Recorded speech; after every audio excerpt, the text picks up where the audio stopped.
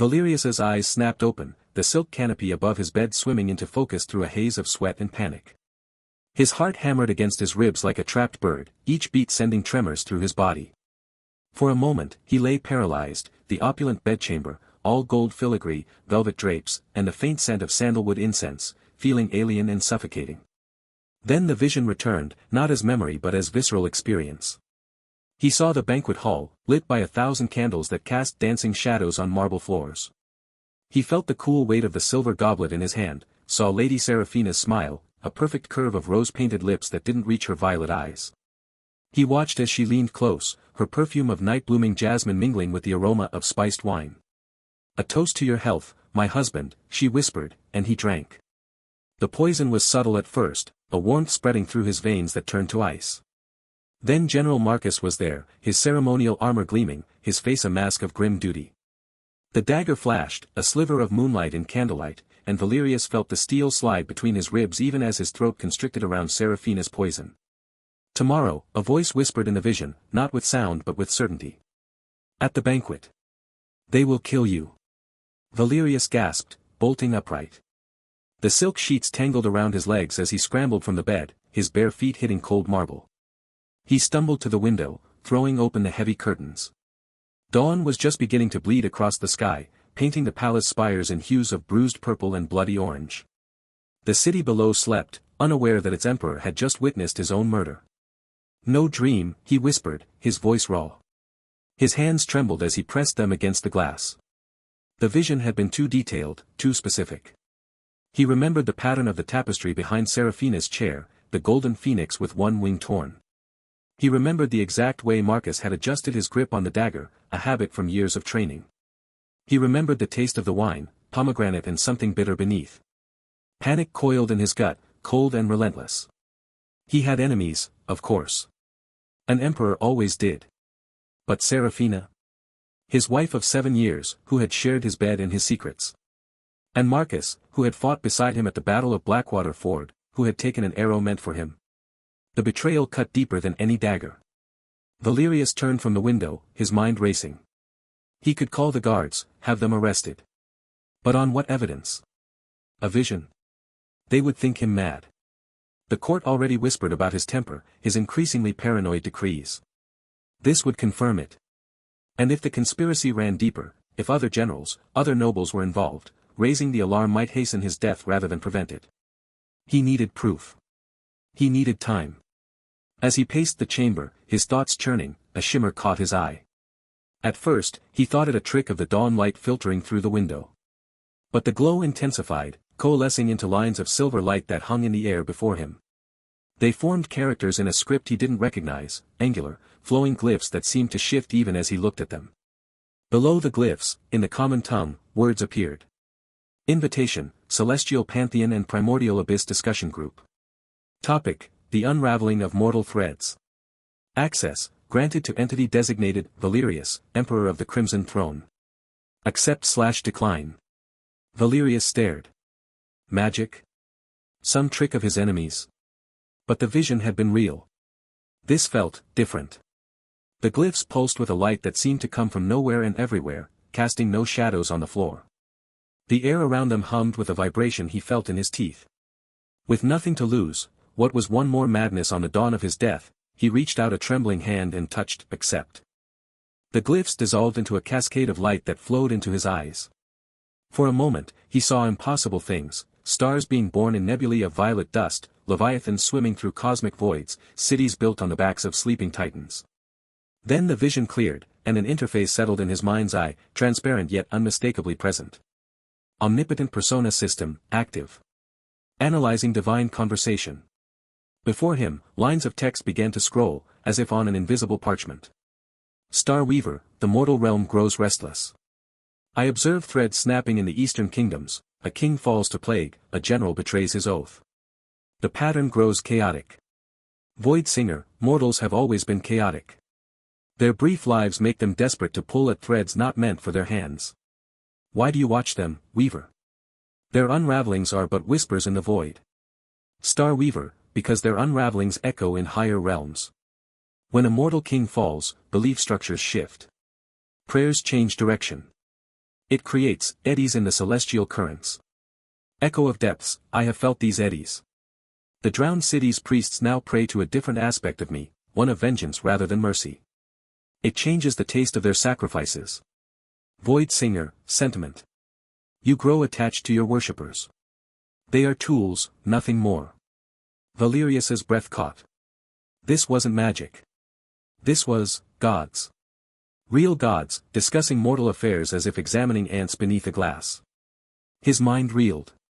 The Omnipotent Persona system highlighted certain phrases, analyzing them, cross-referencing them with concepts he barely understood. It suggested responses, probabilities of being believed, potential boons that might be offered. He had to say something.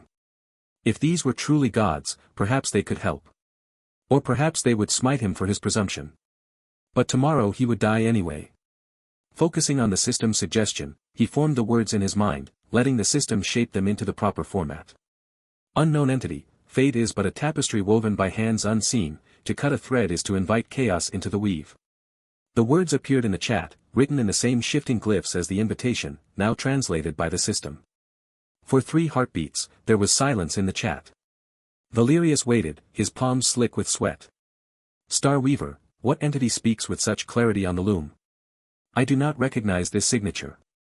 Void Singer, the voice carries weight of epochs. A primordial? One who has watched tapestries woven and unwoven since the first dawn. Echo of depths, the phrasing suggests intimate knowledge of causal structures. Are you of the pattern weavers? I thought your kind extinct since the sundering. The system prompted him again, offering another response. Valerius took a steadying breath and sent it. Unknown entity, extinction is a mortal concept. We merely sleep between stitches. Star Weaver, an honor to have you join our discourse, Ancient One. Your perspective on the mortal unravelings would be valued. In exchange, I offer a boon, a whisper to sharpen senses, to see threads before they snap. A notification appeared in Valerius's mind. Boon offered, enhanced senses. Accept/decline. He accepted without hesitation. A warmth spread through him, starting at the base of his skull and flowing outward. The world sharpened. He could suddenly hear the rustle of a servant's robes 3 corridors away, the soft click of insect wings against a window in the west tower, the distant murmur of the city guard changing shifts. He could see the individual fibers in the velvet drapes, the microscopic cracks in the marble floor, the almost imperceptible tremor in the flame of the dying candle on his bedside table. More importantly, he could sense intentions. Faint impressions, like echoes of emotion. From the direction of Seraphina's chambers, he caught a thread of satisfaction mixed with anxiety. From the barracks where Marcus quartered, determination edged with fear. The chat continued, the gods now addressing him with deference, asking subtle questions about cosmic alignments and mortal destiny. The system provided responses, each more cryptic and profound than the last. Valerius participated carefully, always letting the system guide him, always maintaining the facade of an ancient entity who found their concerns quaint. As the conversation wound down, the enhanced senses suddenly picked up something new, footsteps approaching his chamber door. Not the heavy tread of guards on patrol, but a familiar, measured pace. Captain Aaron. Valerius quickly closed the mental interface, the chat fading to a faint presence at the edge of his awareness. He straightened, forcing his breathing to calm, his hands to still. He was still wearing his sleeping silks, his hair disheveled, but he stood as an emperor should, back straight, chin lifted. The knock came, soft but urgent. Enter, Valerius called, his voice steady through sheer will. The door opened, and Captain Aaron stepped inside. The guard captain was a man of 40 winters, his face lined from years of service, his armor polished to a mirror shine even at this early hour. But his usual composure was fractured. His eyes, normally calm and observant, darted around the room before settling on Valerius. His hand rested uneasily on the pommel of his sword. Your Majesty, Aaron said, his voice lowered to a whisper that carried clearly to Valerius's enhanced hearing. He bowed, but the motion was quick, tense. Forgive the intrusion at this hour. What troubles you, Captain? Valerius asked, keeping his tone neutral. Through his heightened senses, he could hear the rapid beat of Aaron's heart, could smell the faint scent of night air and cold stone on his cloak. He had come from outside, recently. Aaron stepped closer, his eyes grave. I was making my rounds in the East Wing, near the old archives. I overheard whispers. Two voices, speaking in shadows where no one should be at this hour. Valerius's own heart skipped a beat, but he kept his expression impassive. Whispers of what? They spoke of the banquet tomorrow. Of, ensuring you drink deeply of the honor toast. Aaron's jaw tightened. One voice I did not recognize, a man, low and rough. The other. He hesitated, conflict plain on his face. The other sounded like General Marcus's aide, Lieutenant Corvin. Marcus. So it was true. All of it. Valerius felt a cold certainty settle in his gut. The vision, the conspiracy, his impending death, all real. But now he had a witness. Now he had a thread to pull. What else did you hear? Valerius asked softly. They mentioned a cache, Aaron whispered, leaning closer still. Weapons, stored somewhere in the palace. And something about, a distraction at the 3rd hour after sunset. But they heard my approach and fell silent. When I reached the corridor, it was empty. Valerius studied Aaron's face.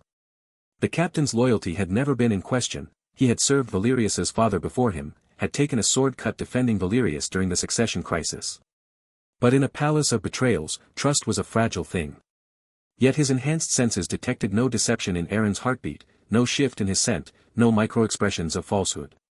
Only genuine concern, and beneath it, fear, not for himself, but for his emperor. You have done well to bring this to me, Valerius said at last. Tell no one else. Not yet. Your Majesty, if there is a plot, Aaron began, his hand tightening on his sword. There is, Valerius interrupted, his voice dropping to match Aaron's whisper. And we will unravel it. But carefully. The threads may lead to places we do not expect. He thought of the chat, of the boon already granted. He thought of the system waiting in his mind, ready to analyze divine conversations and generate godly responses. He had one day. One day to uncover a conspiracy, to gather proof, to turn the tables on his would-be murderers. And to do it while maintaining the facade of a primordial entity in a chat room of actual gods. Return to your duties, Valerius told Aaron. But keep your eyes and ears open. Report anything unusual directly to me, at any hour. Aaron bowed deeply. As you command, Your Majesty. As the captain turned to leave, Valerius added, and Aaron, arm yourself well tomorrow. Wear your best armor. Aaron met his eyes, understanding passing between them. He nodded once, a soldier's acknowledgement of orders before battle, and slipped from the chamber. The door closed with a soft click, leaving Valerius alone with the dawn and the impossible weight of what he must do. He crossed to the window again, looking out at the waking palace. Somewhere in those stone corridors and gilded halls, his wife and his general plotted his death. Somewhere in the cosmic void, gods discussed the unraveling of mortal threads, unaware that one of those threads belonged to an emperor bluffing his way into their pantheon. He touched his temple, where the warmth of Star Weaver's boon still lingered. His senses remained heightened, he could hear the cook in the kitchens below beginning the day's baking, could see the individual dewdrops on a spiderweb outside his window, could smell the coming rain on the wind. One day. One dawn to last dawn. He would need more than enhanced senses. He would need curses to spoil aims, blessings to harden loyalty, favors to misdirect ambushes. He would need to trade cryptic wisdom to cosmic entities for slivers of real power. And he would need to be very, very clever. Valerius turned from the window, his mind already working. First, he would visit the East Wing archives. Then he would check the armory records. Then he would return to the chat, see what other boons he might barter for. The game had begun. And the stakes were his life, his throne, and the attention of gods who must never discover he was merely a mortal emperor with a good bluff. Outside, the sun finally cleared the horizon, bathing the palace in golden light. It should have felt like hope. To Valerius, it felt like a countdown. The heavy oak door closed behind Captain Aaron with a soft thud that echoed in the sudden stillness of Valerius's chambers. The Emperor remained standing where he dismissed his loyal guard, the morning light filtering through stained glass windows casting fractured patterns across the marble floor. His enhanced senses, that strange gift from Star Weaver, still hummed beneath his skin like a second heartbeat. Aaron's words hung in the air, suspicious activity near the eastern armory, whispers among the lower guards about special preparations for tomorrow's banquet, Lieutenant Corvin seen slipping through service corridors at odd hours. The captain had delivered his report with military precision, but Valerius had noticed the subtle tremor in his hands, the way his eyes kept darting toward the door as if expecting interruption. Enhanced senses revealed what normal perception would have missed: the faint scent of sweat beneath Aaron's polished armor, the slight catch in his breath when mentioning General Marcus's name. "He's afraid," Valerius thought, his fingers tracing the cold edge of his throne's armrest. "Not of me. Of what's coming." The realization settled in his gut like a stone. His own fear, that raw, clawing terror from this morning's vision, had been tempered by the strange turn of events, by the chat room and the system. But Aaron's fear was different. It was the fear of a man who'd glimpsed the edge of an abyss and knew he stood too close. Valerius pushed himself from the throne, the movement stiff. Every instinct screamed to act, to storm the armory, to confront Marcus and Seraphina now. But the vision had been clear: the assassination would come tomorrow, at the banquet. Rushing would only reveal his foreknowledge, and without proof, he'd be accusing his own wife and highest general based on a dream. They'd declare him mad, and the coup would happen immediately rather than tomorrow. No. He needed information. He needed the kind of information only gods could provide. He retreated to his private study, a smaller chamber adjacent to his sleeping quarters. Here, the opulence of the throne room gave way to functional elegance: shelves of historical records, maps of the kingdom pinned to corkboards, a heavy desk of dark wood stained with ink from decades of imperial decrees. The chat interface hovered at the edge of his vision, a translucent rectangle of shifting glyphs and symbols that only he could see. It pulsed softly, like a waiting heartbeat. As he settled into the chair behind his desk, the glyphs resolved into readable text. The conversation had continued in his absence. Starweaver *, the entropy equations for the third spiral galaxy continue to defy elegant solution. Mortal civilizations there have achieved rudimentary starflight, and their collective consciousness creates ripples in the probability fabric. Void Singer *, their brief flares of ambition are but sparks against the cosmic dark. Still, the imbalance grows. Who shall recalibrate the scales? Starweaver *, I propose a minor intervention, a supernova seated in an uninhabited system to bleed off excess energetic buildup. The aesthetic would be pleasing.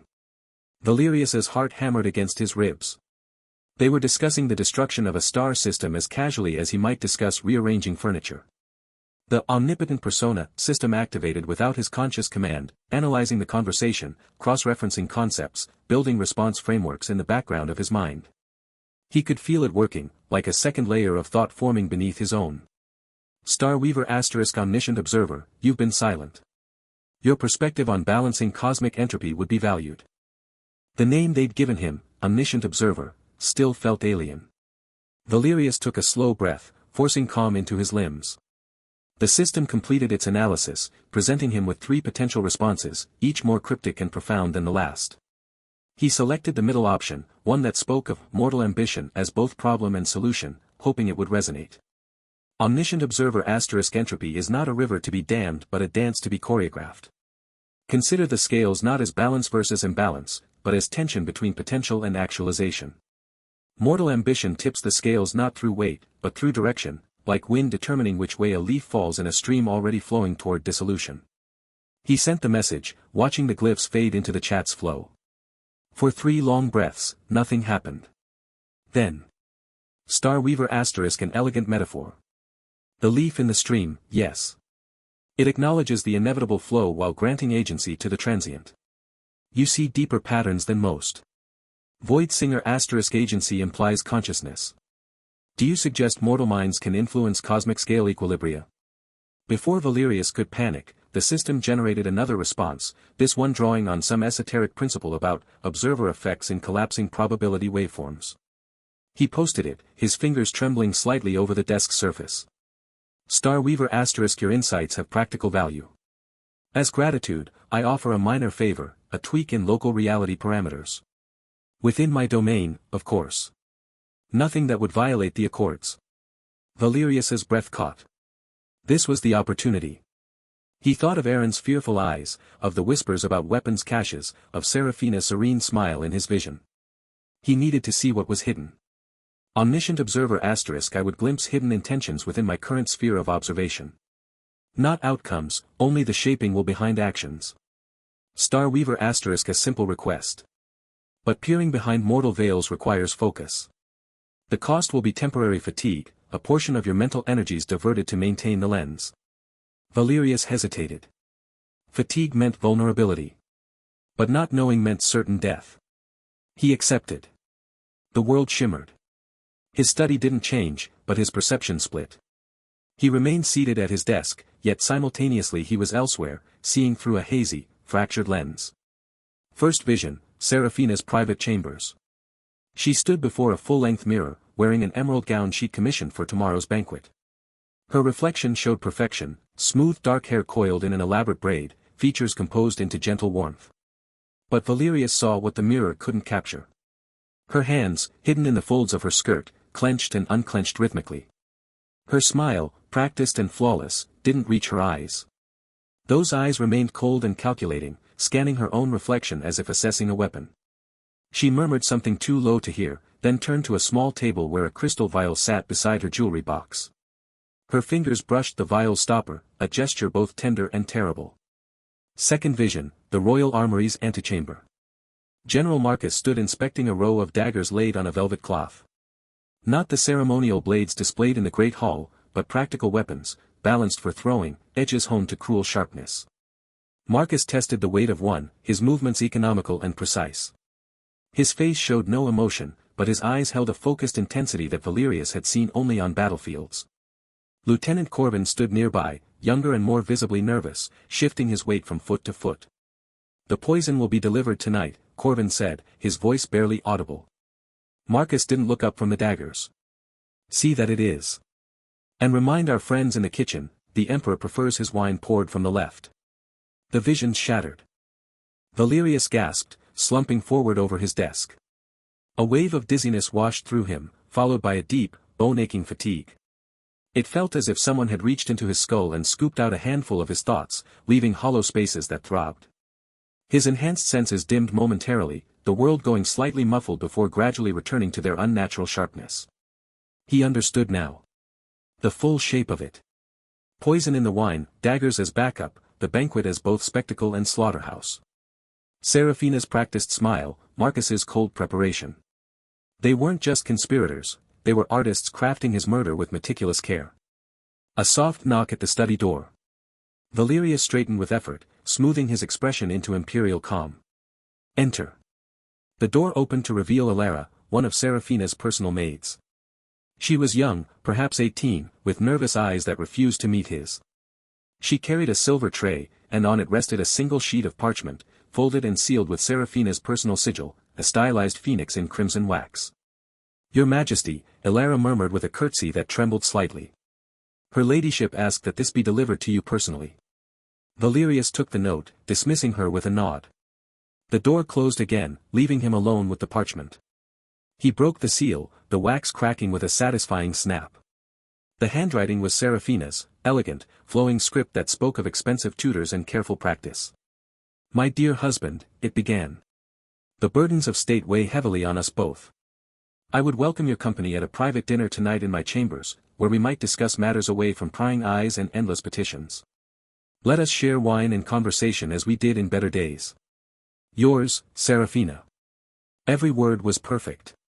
The concern, the nostalgia, the invitation to intimacy, it was exactly what a loving wife might write to a stressed husband. But Valerius's enhanced senses, though still dulled by fatigue, caught what normal perception would miss. Beneath the scent of ink and parchment, faint but unmistakable, lingered the aroma of nightshade. Not strong, just a trace, as if the paper had been stored near the dried flowers. Or as if someone with nightshade on their hands had handled it. His fingers tightened on the parchment, crinkling the edges.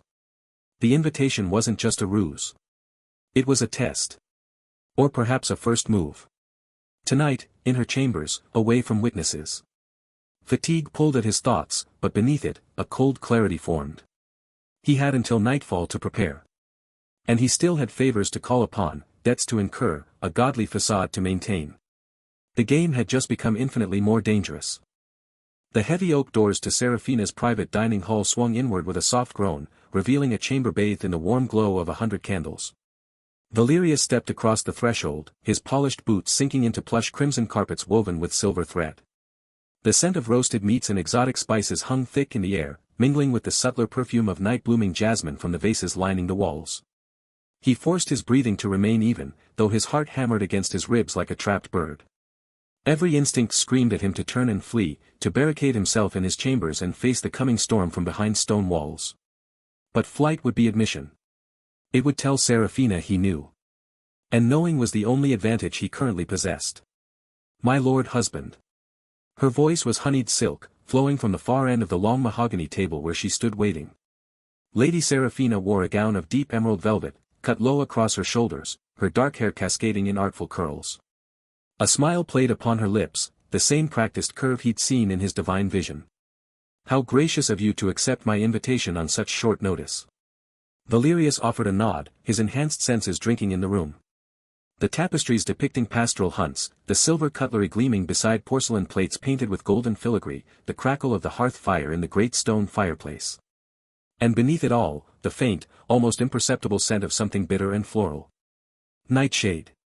It clung to the parchment invitation still tucked in his belt, but here it was different, fresher, sharper, woven into the very air around the wine carafe that sat at the table's center.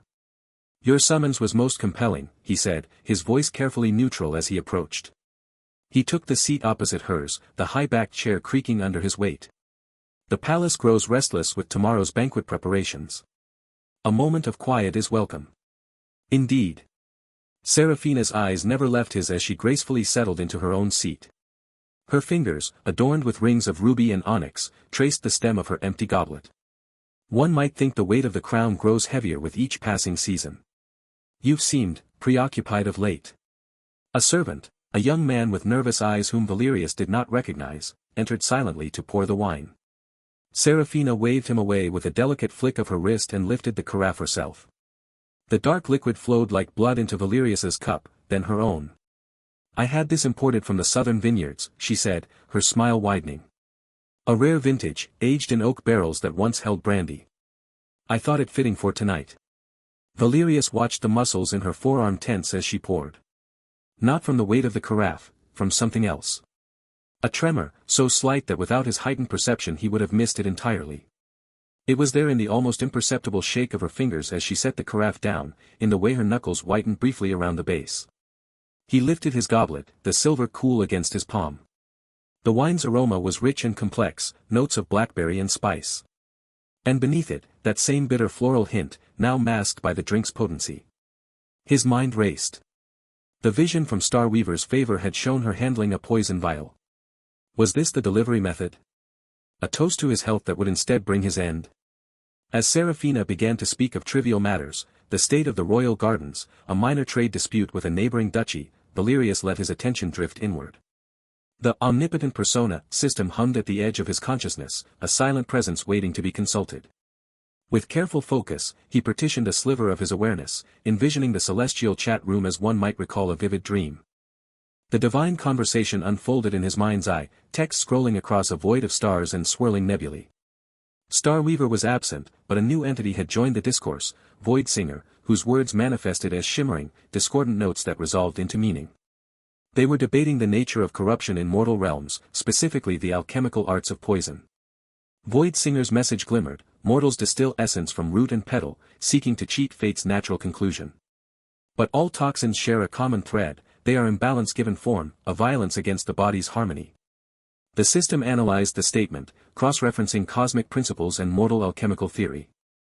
In milliseconds, it generated a response, weaving Void Singer's own concepts into something deeper, more authoritative. Valerius felt the words form in his throat, ready to be spoken into the chat, but he held them. Not here. Not aloud. Instead, he focused his will, projecting the response mentally through the system's interface. All venom is but a scream against silence, the system's crafted message flowed. The sweetest draught often carries the sharpest sting, for mortality's greatest deception is to mask dissolution with pleasure.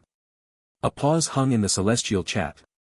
Then Void Singer's reply came, notes of curiosity coloring their tone. An intriguing perspective, one that acknowledges the duality of the act. You speak as one who has observed the turning of ages. For this insight, I offer a minor boon, a temporary alignment of will against bodily corruption. You may, once, neutralize a toxin through focus alone, though the cost to your spiritual essence will be significant. Valerius barely had time to process the offer before a warmth spread through his chest, settling like a coiled spring behind his sternum. The boon was granted. He could feel it, a fragile, finite power, waiting to be unleashed. His attention snapped back to the physical world. Seraphina was watching him, her head tilted. You seem distant, my lord. Is the wine not to your liking? On the contrary, Valerius said, forcing a smile that felt like cracked plaster. I was merely appreciating its bouquet. He raised the goblet, the liquid catching the candlelight like dark gemstones. This was the moment. If he was wrong, if the scent was just some oddity of the vintage, he would waste a precious divine favor and reveal his paranoia. But if he was right. He met Serafina's gaze and drank. The wine was smooth, velvety on his tongue, the flavors unfolding just as she described. And then he felt it, a cold, creeping sensation at the back of his throat, like the touch of frost on autumn leaves. The poison. It slithered down, seeking to take root in his gut. Valerius clenched his jaw, calling upon Voidsinger's boon. He focused every ounce of his will, envisioning the toxin as a knot of discordant energy, a scream against the silence of his body. The warmth in his chest flared, rushing through his veins to meet the invader. There was no grand spectacle, no visible light or sound, just an internal struggle, silent and desperate. He felt the poison's advance halt, then begin to unravel, its malicious intent dissolving into harmless compounds. But the cost was immediate and brutal. A wave of dizziness crashed over him, as if the blood had been drained from his head. His spiritual energy, the vital force that the system had begun to cultivate, dipped sharply, leaving him feeling hollowed out, frail. The room swayed slightly, the candle flames blurring into streaks of gold. He gripped the edge of the table, his knuckles white, and fought to keep his expression neutral. Excellent vintage, he managed, his voice slightly strained. He set the goblet down with deliberate care, afraid his trembling hands would betray him. You have outdone yourself, Serafina. Her eyes narrowed almost imperceptibly, scanning his face for any sign of distress. Finding none, or so he hoped, she relaxed back into her chair. I am glad it pleases you. After all, a ruler must have pleasures to balance his burdens. The meal proceeded with excruciating slowness. Valerius picked at the dishes placed before him, roasted pheasant with berry glaze, steamed vegetables dusted with herbs, warm bread with honey butter. Each bite was ash in his mouth, his senses hyperalert for further treachery. Serafina continued her gentle probing, asking about his plans for the spring military campaigns, his thoughts on the northern border tensions, his health. Every question felt like a needle seeking a weak point in his armor. He answered in vague generalities, his mind racing. The poison had been real. She had tried to kill him tonight, not waiting for the banquet. Why? To ensure he didn't survive to see tomorrow? Or was this a test, a preliminary strike to gauge his resilience? He remembered the vision of Lieutenant Corvin mentioning poison delivery for tomorrow's banquet. Perhaps this was a separate attempt, a personal gambit by Serafina alone. As the final course, a delicate pastry filled with spiced apples, was cleared away, Serafina dabbed her lips with a linen napkin and smiled. It was a different smile now, less practiced, more genuine in its cruelty. I have arranged a surprise for you, my lord, she said, her voice dropping to a conspiratorial whisper. Tomorrow, after the banquet, I thought we might revive an old tradition, a hunt in the royal forest. The autumn boars are at their fattest. General Marcus has already agreed to accompany you. He so rarely gets to enjoy the thrill of the chase these days. The words hung in the air, dripping with unspoken threat. A hunt. In the forest, away from the palace walls, away from witnesses. With General Marcus, whose daggers Valerius had seen in his vision. His enhanced senses, already stretched thin from the spiritual drain, screamed a warning.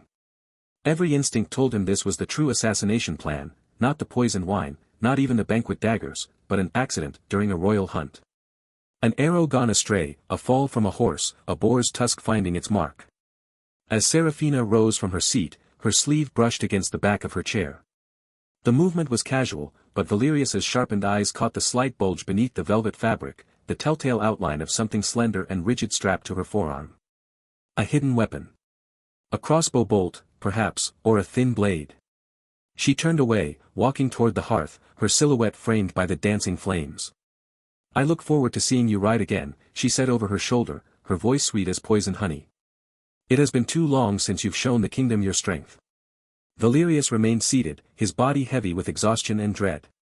The dizziness had subsided to a dull throb behind his eyes, but the spiritual emptiness lingered, a stark reminder of the cost of survival. He had neutralized one threat, only to have another, deadlier one unveiled. And now, with his energy depleted, the celestial chat room silent, and Seraphina's hidden bolt gleaming in the firelight, the night felt colder, darker, and far more dangerous than when it had begun. Dawn broke over the imperial palace with a cold, grey light that seeped through the high windows of Valerius's chambers. He stood by the balcony, his hands resting on the stone railing, feeling the chill seep into his bones. The night had been restless, haunted by visions of poison and hidden crossbows, and the depletion of his spiritual energy from Voidsinger's boon left a dull ache behind his eyes. Every movement felt weighted, as if he were dragging himself through water. Yet, he forced his posture straight, the Emperor's mantle settling heavily on his shoulders. Today, the hunt in the royal forest loomed, a trap woven from silk and steel, and he had to walk into it with eyes wide open.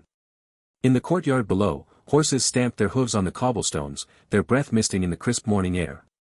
General Marcus was already there, a broad-shouldered figure in polished armor, laughing too loudly at some jest with his men. Valerius watched him, noting the forced joviality in Marcus's gestures, the way his eyes darted toward the palace gates as if expecting something. Or someone. Captain Aaron stood nearby, his expression grim, overseeing the small guard contingent of a dozen loyal soldiers. Aaron met Valerius's gaze briefly, a silent acknowledgement passing between them. The captain had been busy through the night, Valerius knew, digging into whispers and shadows, but there was no time to confer now. Descending the marble stairs, Valerius felt the eyes of the court upon him, servants bowing, guards saluting, all wearing masks of loyalty that could hide daggers. His enhanced senses, a gift from Star Weaver, tingled at the edges of his perception, picking up the faint scent of pine from the forest beyond the walls, the rustle of leather as Marcus adjusted his sword belt, the subtle shift in Aaron's breathing that spoke of tension. He mounted his stallion, a black beast named Shadow, and felt the animal's muscles coil beneath him, ready for the ride. Marcus rode up beside him, a smile plastered on his face that didn't reach his cold, calculating eyes. "Your Majesty, the forest is ripe with game this season," Marcus said, his voice overly cheerful. "I've had reports of a rare white stag near the northern glades. It would be a fine trophy for the palace halls." Valerius nodded, keeping his expression neutral. "Lead the way, General. Let us see what fortunes the day brings." They rode out through the palace gates, the small contingent of guards falling into formation around them. The royal forest sprawled beyond the city walls, a dense expanse of ancient oaks and shadowy pines, its paths winding like serpents through the undergrowth. Morning mist clung to the ground, swirling around the horses' legs, and the air was thick with the scent of damp earth and decaying leaves. Valerius's senses heightened further, attuned to every crack of a twig, every flutter of a bird's wing. He could hear Marcus's heartbeat, a steady, controlled rhythm that betrayed none of the general's supposed excitement. As they ventured deeper, Marcus became unusually talkative, pointing out game trails and animal tracks with a forced enthusiasm that grated on Valerius's nerves. "See here, Your Majesty, the print of a boar, fresh from last night. And over there, a fox's den. The forest is alive with opportunity." Valerius responded with curt nods, his mind racing. He replayed the vision from Star Weaver's favor, Seraphina with her hidden crossbow bolt, Marcus inspecting daggers, Lieutenant Corvin's whispers about poison. The pieces were aligning, and this hunt was the stage. He glanced at Aaron, who rode a few paces behind, his hand resting on the hilt of his sword, eyes scanning the tree-line with a hunter's intensity. The captain had uncovered something, Valerius was sure of it, but the forest's isolation made communication impossible without raising suspicion. After an hour of riding, Marcus led them off the main path, down a narrow trail overgrown with brambles. The trees closed in around them, their branches intertwining to form a canopy that blocked out much of the gray sky. Shadows deepened, and the sounds of the forest grew muted, as if the very air were holding its breath. Valerius's enhanced hearing picked up the faintest of noises, a squirrel scrambling up a trunk, a distant creak trickling over stones, and beneath it all, the soft, almost imperceptible rustle of cloth against bark from somewhere to their left. "We're nearing the clearing where the stag was last seen," Marcus announced, his voice dropping to a conspiratorial whisper. "It's a secluded spot, perfect for an ambush. I mean, for a clean shot." The slip was deliberate, Valerius thought, a test to see if he would react. He kept his face impassive, but his heart hammered against his ribs. They emerged into a small clearing, a circle of mossy ground surrounded by thickets of thorny bushes and towering pines. Sunlight filtered through the gaps in the canopy, casting dappled patterns on the forest floor. Marcus dismounted, gesturing for Valerius to do the same. "Let us approach on foot, Your Majesty. The stag is wary of noise." Valerius swung down from Shadow, his boots sinking into the soft earth. His senses screamed a warning. From the tree lean to the east, he heard it, the faint, metallic click of a crossbow being armed, followed by the slow, controlled breath of someone aiming. His blood ran cold. Without hesitation, he reached into the recesses of his mind, where the divine chat room hummed with ethereal presence. The interface of the Omnipotent Persona system flickered into view, a cascade of glowing symbols only he could see. Starweaver was active, discussing predatory patterns in mortal conflicts with another entity, their words flowing in streams of light. Valerius focused, the system analyzing the conversation in an instant. It generated a response, cryptic and authoritative. Ambushes woven from trust are the most fragile threads in fate's tapestry, for they unravel at the slightest tug of doubt. He posted it, his mental fingers trembling with the effort. The chat room fell silent for a heartbeat, then Starweaver's presence shimmered with amusement. An intriguing perspective, Wanderer, Starweaver's voice echoed in his mind, smooth as starlight. Your insights into mortal folly entertain me. I offer a favor, a moment of misdirection, to twist the weave of this petty conflict. But it will cost you a surge of mortal vigor. Valerius didn't hesitate. Granted, he thought, and instantly, a burst of adrenaline flooded his veins, sharp and painful. His hands shook, his vision blurred at the edges, and a cold sweat broke out on his brow. The cost was steep, leaving him feeling hollowed out, but he had no choice. In that same moment, a sudden rustle erupted from the thicket to the west. A deer, startled by some unseen force, bolted through the undergrowth. General Marcus's head snapped toward the sound, his attention diverted. From the east, the crossbowman, distracted by the movement, shifted his aim slightly. The bolt released with a sharp twang, but it went wide, embedding itself with a thud into the trunk of a massive oak tree mere feet from Valerius's shoulder. Valerius acted instantly, feigning shock and anger. He whirled on Marcus, his voice cutting through the sudden silence. General. What is this? Your security is lacking, an assassin in our very midst. Have your men grown so incompetent? Marcus's face paled, his forced joviality crumbling into confusion and panic. Your Majesty, I had no idea. The forest is full of poachers and brigands. This is unacceptable. He barked orders to the guards, who fanned out to search the tree lean, but Valerius knew the crossbowman would be long gone, vanished into the shadows like a ghost. The ride back to the palace was tense and silent, the earlier pretense of camaraderie shattered. Valerius rode beside Marcus, his mind racing with the implications. The misdirection had worked, but it was a temporary reprieve. He could feel Marcus's suspicion growing, a cold undercurrent beneath the general's apologies and promises of tightened security. Valerius's body ached from the adrenaline crash, his hands still trembling faintly, and the depletion of his spiritual energy left him feeling brittle, as if one more shock might shatter him. As they approached the palace gates in the late afternoon, the sky darkening with the promise of rain, Captain Aaron urged his horse forward to ride alongside Valerius. He leaned in close, his voice a low, urgent whisper that only Valerius could hear. Your Majesty, I found something while you were hunting. In the east wing, behind a false wall in the old armory, a hidden cache of weapons. Daggers, crossbows, all marked with General Marcus's personal sigil. But there's more, a ledger, tucked beneath the blades. It details payments to foreign mercenaries, scheduled for tomorrow night. The conspiracy runs deeper than we thought. Valerius's breath caught in his throat. The pieces were falling into place, but the picture they formed was darker, more sprawling than he had imagined. He nodded slowly, his eyes meeting Aaron's. Keep this quiet, Captain. We move carefully now.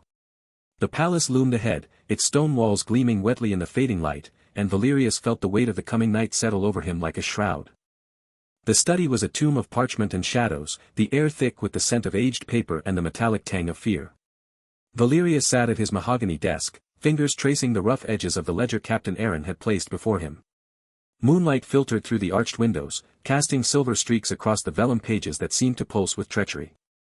Aaron stood rigid by the door, his armor gleaming dully in the candlelight. Your Majesty, he said, voice low and urgent. The ledger was hidden beneath the floorboards of the armory's storage room. Lieutenant Corvin's signature appears on 3 separate entries. Valerius leaned forward, his enhanced senses, still humming faintly from Starweaver's blessing, allowing him to perceive the subtle variations in ink and pressure. The entries weren't just records of weapons distribution. They were a roadmap to his demise. Look here, Valerius murmured, pointing to a series of coded entries. Golden Falcons, that's the mercenary company from the northern wastes. Payment dates correspond with the last 3 moons. His finger moved down the page. And these symbols, the serpent coiled around a chalice. That's House Vane's sigil. Aaron's breath hitched. House Vane. But Lady Seraphina's mother was a Vane. Precisely. Valerius felt cold understanding settle in his gut. The conspiracy wasn't just his wife and general, it was a web stretching through the nobility. He read aloud, his voice steady despite the tremor in his hands. Final disbursement, 5,000 gold crowns upon completion of royal hunt. That was yesterday. And here. Banquet preparations, additional 50 guards to be stationed at eastern gates, all bearing Vane colors. The banquet tomorrow night, Aaron whispered. They mean to storm the palace while you're poisoned at the high table. Valerius closed his eyes, the weight of it pressing down. Mercenaries at the gates. Poison in his cup. Daggers in the shadows. And now noble houses turning their banners against him. The study seemed to shrink, the walls closing in like a coffin. His mind raced. The spiritual energy depletion from Voidsinger's toxin neutralization still left him feeling hollow, as if part of his essence had been siphoned away. The physical fatigue from Starweaver's misdirection favor lingered in his muscles, a dull ache that promised worse to come. He had blessings, yes, enhanced senses, the ability to neutralize one more toxin if he dared drain himself further, and, he checked his mental inventory, the minor curse to spoil a mortal's aim, though using it came with a luck cost he couldn't afford to pay blindly. But against 50 mercenaries? Against entire noble houses? Leave me, Valerius said, his voice barely audible. Aaron hesitated. Your Majesty. Now. The guard captain bowed and retreated, closing the heavy oak door with a soft click that echoed in the sudden silence. Alone, Valerius let the mask slip. His hands trembled on the ledger. Tomorrow. Everything converged on tomorrow's banquet. The hunt in the forest had been a test, a preliminary strike. The real assassination would be a spectacle, his body failing at the feast, the gates thrown open, his reign ending in blood and betrayal. He needed more. More power, more advantage, more time. The familiar pressure bloomed behind his eyes, the invitation to the celestial chat room. He hadn't accessed it since the forest, fearing the mental strain. But now, with the web fully revealed, he had no choice. He focused, and the study dissolved into swirling cosmic patterns. Celestial Pantheon and Primordial Abyss, discussion group. Starweaver asterisk, and thus the tapestry phrase at the edges. Mortal kingdoms rise and fall like breath. Voidsinger asterisk breath implies life. Their squabbles are more like fungus consuming rotten wood. A new entity, its name shimmering with threads of silver and shadow asterisk Fatespinner has entered the chat. Fatespinner asterisk I observe the debate. The question remains, do we intervene when mortal conflicts threaten to spill beyond their borders? The last time a kingdom fell to civil war, the death cries reached the lower astral planes. Voidsinger asterisk let them scream. Their pain is finite. Starweaver asterisk but the imbalance isn't. When too many souls pass violently, the scales tip. Remember the wailing era? Valerius watched the conversation flow, the Omnipotent Persona system analyzing patterns, cross-referencing cosmic references he barely understood. The entities were arguing about intervention, about whether gods should involve themselves in mortal conflicts. This was his opening. He focused, and the system generated a response, weaving together fragments of their discussion into something that sounded both profound and utterly authoritative. Valerius asterisk intervention is not a binary state. It is a spectrum of influence. To directly crush a mortal army is to break the wheel. To subtly adjust the weight on one side of the scale, that is balance. The universe corrects itself through whispers, not storms. The chat fell silent for 3 heartbeats. Fatespinner asterisk an elegant perspective. You speak of the principle of subtle adjustment. Few remember its application since the third convergence. Starweaver asterisk indeed. Mortals perceive only the gross movements, the falling sword, the raging fire. They never notice the stone slightly loosened on the path, the wind that shifts the arrow's course by a finger's breadth. Fatespinner asterisk for this insight, I offer a boon. A minor curse, to spoil one mortal's aim. Not through direct interference, but through the subtle unraveling of intention. The cost will be a portion of your mortal luck, temporary, but palpable. Valerius's heart hammered against his ribs. This was it. A way to blunt the mercenary assault. But which mortal? The lead crossbowman? The captain of the guard at the gate? No. Think bigger.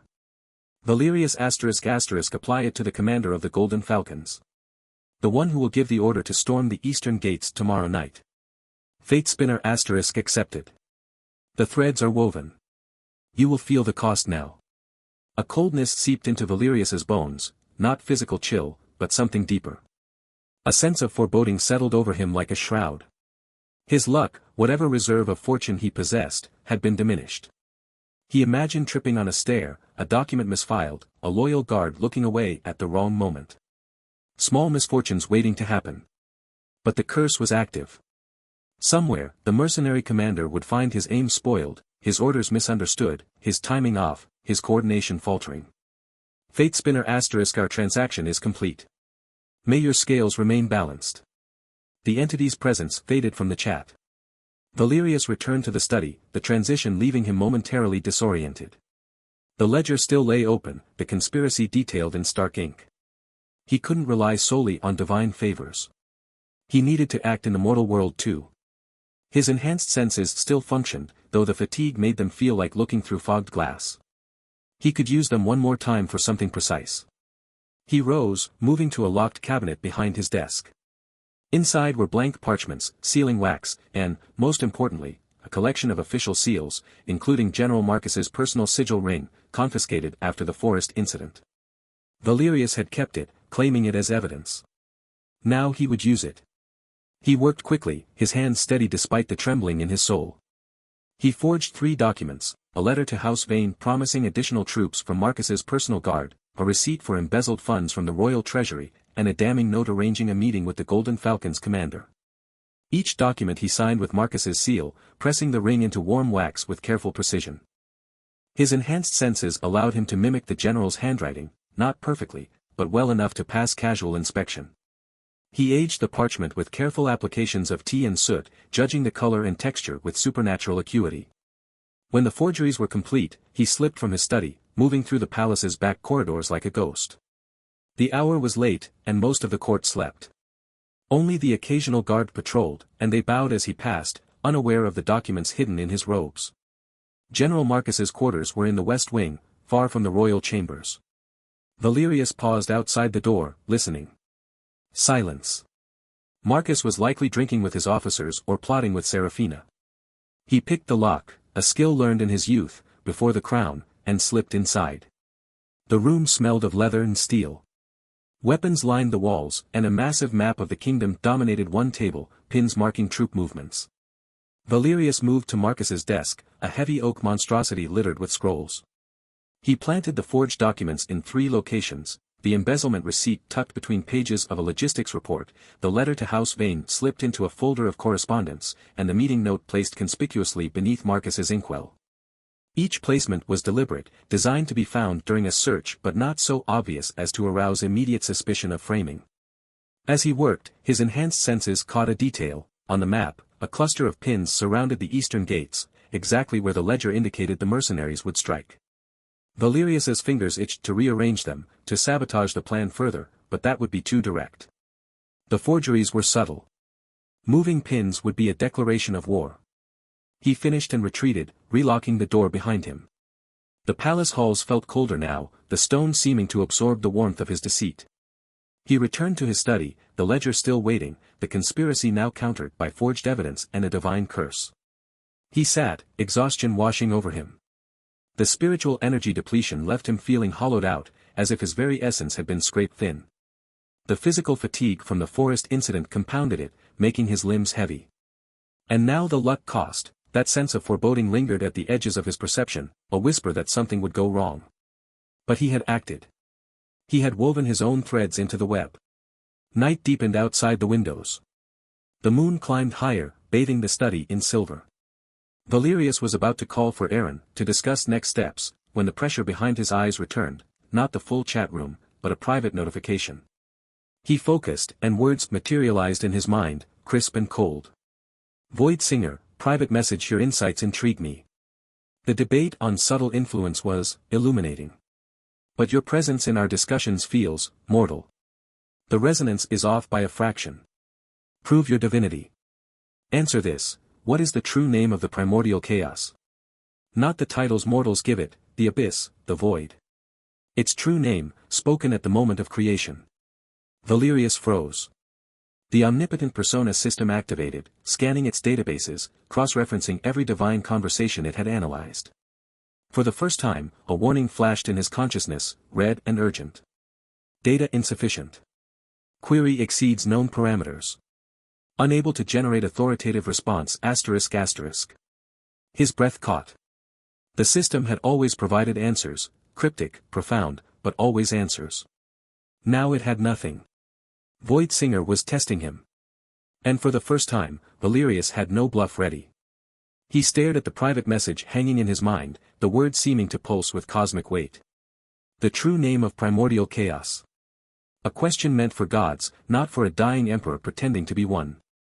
Outside, the palace slept, unaware that its ruler sat in his study, his fate balanced on a question he couldn't answer, while tomorrow's banquet loomed like a guillotine. Valerius stared at the glowing words hovering in his vision, the chat room interface a stark contrast to the dimness of his private study. Sweat beaded along his temples, tracing cold paths down his neck.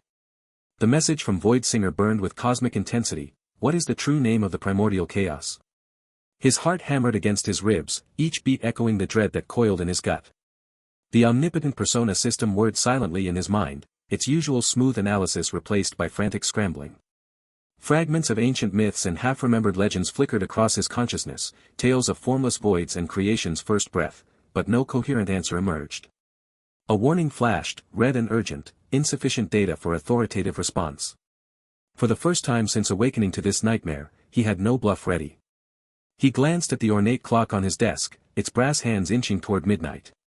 The banquet loomed mere hours away, a glittering trap set by Seraphina and Marcus. His spiritual energy still felt thin and frayed from neutralizing the poison, his body weary from the adrenaline crash in the forest, and a lingering sense of foreboding clung to him like a shroud after using Fate Spinner's curse. The air in the room tasted stale, thick with the scent of old parchment and fear. Outside, the palace lay quiet, but Valerius knew it teemed with hidden knives and whispered plots.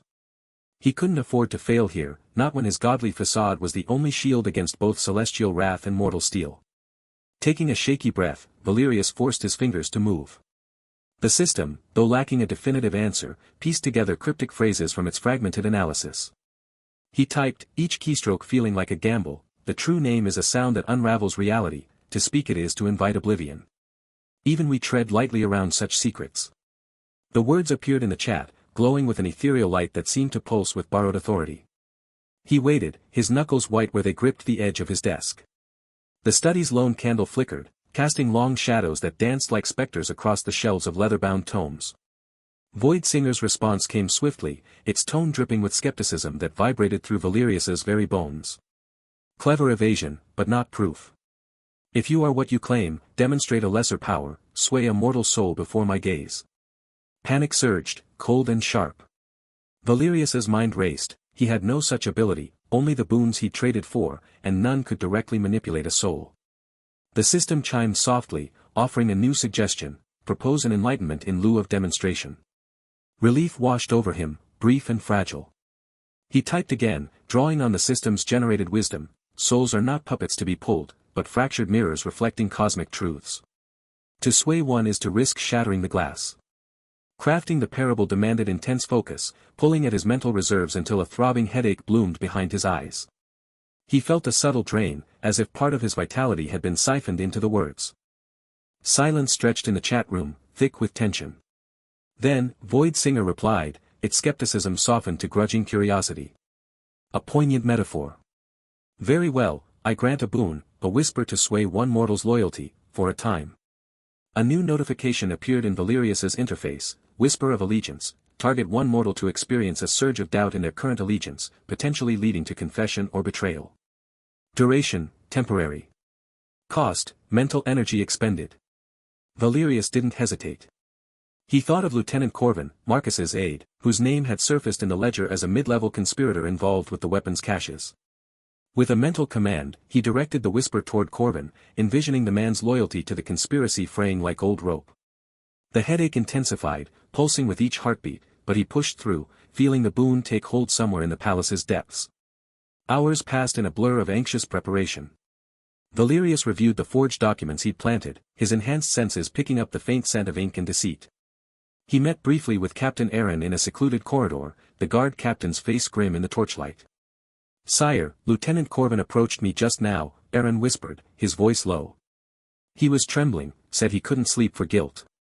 He confessed to moving weapons for Marcus and mentioned a secondary cache near the eastern barracks, but he clammed up when I pressed for more. It's like something spooked him. Valerius nodded, relief mingling with exhaustion.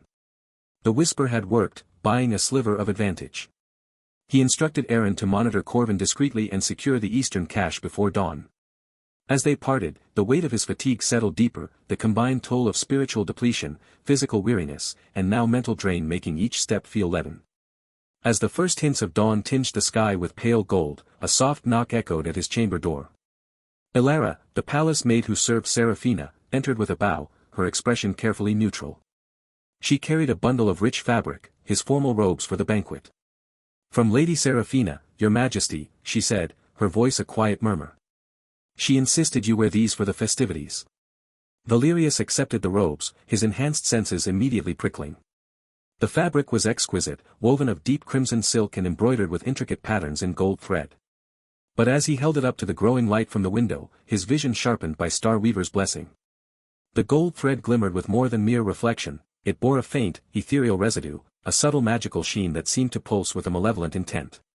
His senses screamed a warning, this was no ordinary embroidery. It was designed to seep into his skin, to weaken his will, to make him pliant and vulnerable. He forced a calm smile, dismissing Elara with a nod. Alone again, he stared at the robes, his mind racing. The banquet was upon him, and now even his attire had become a weapon in Seraphina's arsenal. The weight of the embroidered robes settled on Valerius's shoulders like a shroud. Gold thread glimmered in the lamplight of his chambers, intricate patterns of lions and stars that should have symbolized imperial majesty but now felt like a cage.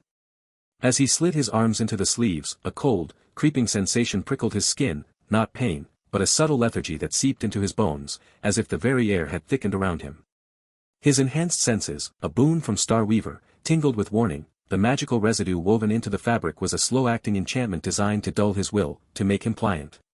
He clenched his fists, knuckles white, and forced a deep breath. The fatigue from earlier divine favors, spiritual energy depletion, physical exhaustion, the lingering foreboding of diminished luck, threatened to drag him down, but he couldn't afford to falter. Not with the banquet mere minutes away, and not with Seraphina's smile waiting in the hall. He moved through the palace corridors, each step a deliberate act of will. The lethargy whispered at the edges of his mind, tempting him to slow, to rest, but he pushed forward, his thoughts a whirlwind of strategy. The forged documents he'd planted in Marcus's quarters, the confession he'd wrung from Lieutenant Corvin about secondary weapons caches, the curse he'd placed on the mercenary commander, all pieces in a desperate game. As he entered the grand banquet hall, the noise hit him like a wave.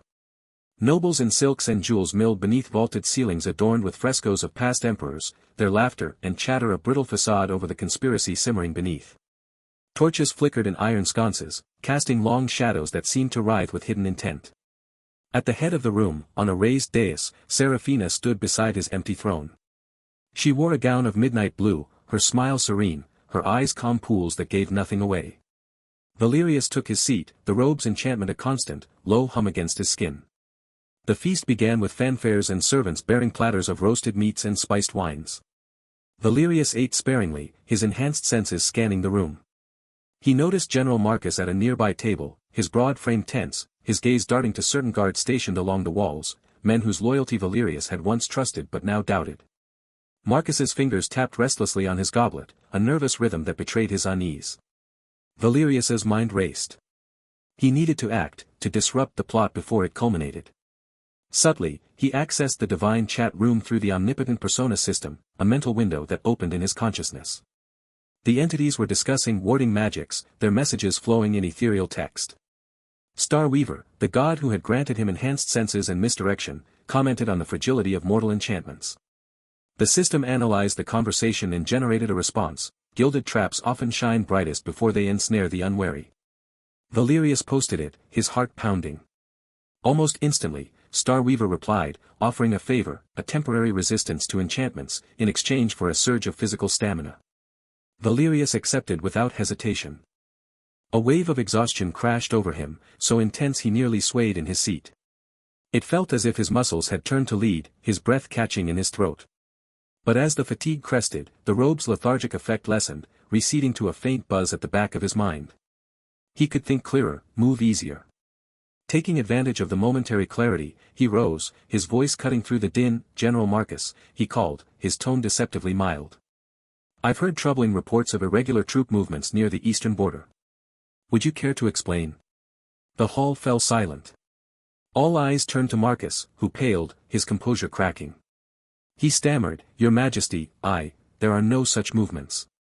"The ledgers show," Valerius interrupted, leveraging Corvin's confession. "Lieutenant Corvin mentioned secondary caches. Are you hiding more than just embezzlement?" Marcus's face flushed with anger and fear, his earlier confidence evaporating. He spluttered denials, but the damage was done, nobles whispered, their trust in him wavering. Valerius sat back down, his body aching from the stamina cost, but a grim satisfaction settled in his chest. He had sown doubt, bought himself a sliver of time. As dessert was served, silver trays bearing honeyed pastries and candied fruits, Seraphina rose gracefully from her seat. The room quieted, anticipation thick in the air. She lifted her goblet, the deep red wine within catching the torchlight like blood. Her eyes locked with Valerius's, and for a moment, he saw something cold and calculating behind her serene mask. "To my husband's health," she proclaimed, her voice sweet as poison. But as she raised the drink, Valerius's enhanced senses flared. The wine smelled of iron, sharp and metallic, and beneath it, something fouler, a hint of nightshade, the same scent he detected from Alara's delivery. His heart hammered against his ribs. Before he could react, the divine chat room pinged in his mind. A message from Fate Spinner, the entity who had granted the curse to spoil aim, appeared. "A mortal thread is about to snap. Will you cut it?" The words hung in his consciousness, a dire warning as Seraphina's goblet hovered at her lips, her smile never wavering. The scent hit Valerius like a physical blow, iron, sharp and metallic, layered over the cloying sweetness of nightshade. His enhanced senses, granted by Starweaver's earlier favor, screamed a warning that bypassed conscious thought and went straight to the primal core of his being. Every hair on his arms stood erect. The goblet in Seraphina's hand might as well have been a coiled viper, its contents a fast-acting neurotoxin designed not just to kill, but to do so with theatrical swiftness before the assembled court. Seraphina stood at the high table, her smile a masterpiece of practiced grace. The candlelight caught the rubies at her throat, making them gleam like droplets of blood. "A toast," she declared, her voice carrying over the murmur of nobles and the soft strains of lute music from the gallery. "To my husband, the Emperor. May his reign be long, and his wisdom guide us through these troubled times." All eyes turned to Valerius. 100 faces watched, some curious, some bored, a few, like General Marcus's, tight with concealed anticipation. Valerius felt the weight of their gazes like stones pressing on his chest. The enchanted robes he wore still whispered against his skin, a residual lethargy clinging to him despite Starweaver's boon. His spiritual energy was a shallow, aching pool. His luck felt thin, frayed at the edges. And now this. He had seconds. The etiquette was clear, he must rise, accept the toast, drink. To refuse would be an insult, a crack in the imperial facade that Seraphina would exploit. To drink from his own cup while ignoring hers would raise questions he couldn't answer. His mind raced, a frantic animal in a trap. The physical threat was immediate, but the greater danger lay in the unseen. In the pocket of his awareness reserved for the divine, he felt the pulsing presence of the chat room. He focused inward, ignoring the burn of the candle smoke in his eyes, the too loud laughter from a drunk baron at a lower table. The world narrowed to the golden interface only he could see. Void Singer was online. The entity's presence felt like a cold, dark current in the stream of cosmic chatter. Skeptical. Watching. After the earlier challenge about the primordial chaos, Valerius knew this being was not easily fooled. Fate Spinner's earlier warning echoed, a mortal thread is about to snap. Valerius's fingers, hidden beneath the table, trembled. He forced them still. He couldn't ask for help directly, that would shatter the illusion of omnipotence. He had to command. To perform. The Omnipotent Persona system, sensing his desperation, churned. It analyzed the immediate context, the public setting, the witnessed toast, the unspoken challenge. It cross-referenced Void Singer's known interests, tests of will, manipulation of mortal substances, the theater of power. Words formed in his mind, cryptic and authoritative. He let them flow through him, typing the message with a thought that felt like dragging splinters through his brain. Emperor of Ashes, I sense an imbalance in this hall. A poison, not of body, but of intent. Meant for me. A crude instrument. As a test of mortal fragility, I shall transmute it. He sent it. The silence in the chat room was absolute for a heartbeat. Then, Void Singer's response, cool and probing. Void Singer, transmutation is a parlor trick for lesser spirits. Show me the will behind the words. Neutralize it through perceived action alone. No direct touch. No visible sigil. It was a test, and a costly one. Valerius understood the price. He had to request a boon, but frame it as a demonstration of his own latent power being channeled through the chat's connection. The system formulated the request, a focused application of will to disrupt the toxin's molecular structure in Seraphina's goblet, making it inert. The energy cost would be catastrophic. Grant me the resonance to still this venom, Valerius thought, the request bleeding into the chat as a statement of fact. Let the vessel bear the change, so all may see the futility of such schemes against the eternal. Another pause. He could feel Void Singer's attention like a spotlight, dissecting his every mental tremor. Void Singer, very well. Perform your little miracle. The energy will be drawn from your own spiritual reserves. Do not falter. The approval came with a sudden, violent suction. It was as if a vice had clamped around his soul and twisted. Valerius's vision swam, the great hall tilting on its axis. The rich tapestries depicting imperial victories blurred into streaks of color. The faces around him smeared into pale ovals. A cold sweat broke out on his brow, and a metallic taste flooded his mouth. He gripped the edge of the table, his knuckles white, to keep from swaying. The spiritual energy he had left, already depleted from previous boons, was being ripped away, leaving behind a hollow, aching void. His connection to the minor blessing of toxin neutralization he possessed flared briefly, a phantom limb, but this was different. This was an external, massive expenditure to affect a substance at a distance, not within his own body. He focused on Seraphina's goblet. Through his blurred vision, he could see the dark red wine. He poured his will into the space between them, not as a physical force, but as a command to the reality of the poison itself. Unmake. Be harmless, It happened without fanfare. There was no flash of light, no change in color. But Valerius, with his enhanced senses, caught the subtlest shift, the iron and nightshade scent emanating from her cup softened, dissipated, leaving only the ordinary tannic aroma of aged wine. Seraphina, oblivious, raised her goblet higher. To the Emperor, she cried, and brought the rim to her lips. Valerius forced himself to stand. His legs felt like water. He lifted his own chalice, untouched, safe. He met her eyes across the space. Her gaze was bright with triumph, waiting for him to drink first, to succumb. She drank. A slight, almost imperceptible cough caught in her throat. Her eyes widened a fraction, not with pain, but with confusion. She swallowed, expecting the burn of the toxin, the first clutch of paralysis. Nothing happened. Only the dry taste of wine. A flicker of doubt crossed her face, so swift only someone looking for it would see. Her smile remained fixed, but it grew brittle at the edges. The nobles held their breath, watching the exchange. Valerius, summoning every shred of his remaining strength, gave her a slow, deliberate smile of his own. It was not a smile of warmth, but of cold, knowing amusement. He raised his chalice in a mirror of her gesture. To my empress, he said, his voice steady despite the dizziness threatening to pull him under. Whose devotion is ever, surprising. He drank. The wine was cool, slightly sweet. A normal taste in a hall that felt anything but normal. He set the chalice down with a soft, definitive click. The sound echoed in the sudden quiet. For a moment, there was only the crackle of the hearth and the distant howl of the wind outside. Then the murmur began, a low, odd ripple through the crowd. They had seen nothing overt, but they had felt the tension. They had seen the Emperor's unshakable composure in the face of his wife's very public toast. They had seen Seraphina's tiny, confused reaction. To them, it looked like imperial poise. Like divine favor. Like power. His Majesty remains unruffled even by such pageantry, whispered Baroness Alara from the sidelines, her voice carrying just far enough. As if he knew the outcome before it began, muttered an elderly courtier, nodding sagely. Valerius heard them. The awe was a tangible thing, a shield forming around him. But it was a shield of glass. He was trembling inside.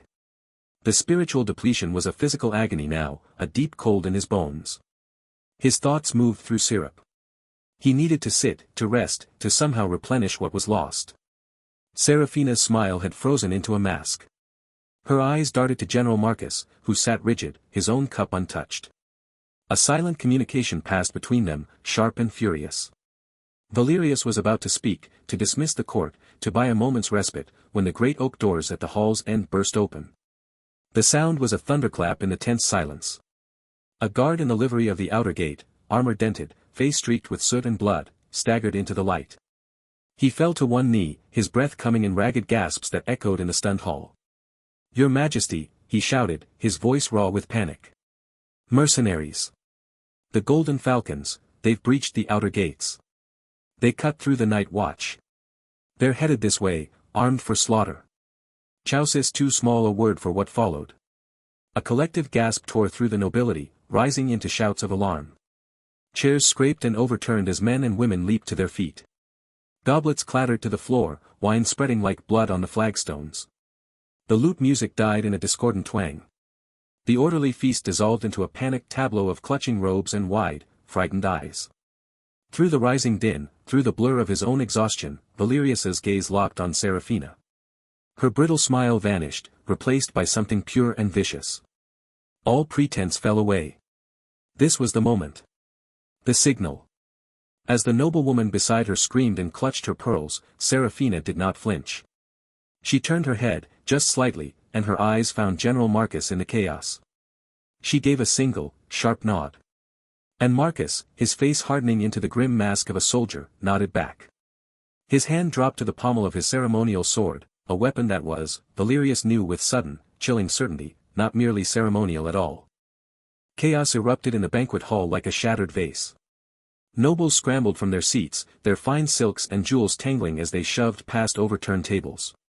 Platters of half-eaten delicacies crashed to the marble floor, mingling with spilled wine that pooled like blood under the flickering torchlight. The air thickened with the scent of fear, sweat, and the metallic tang of drawn steel.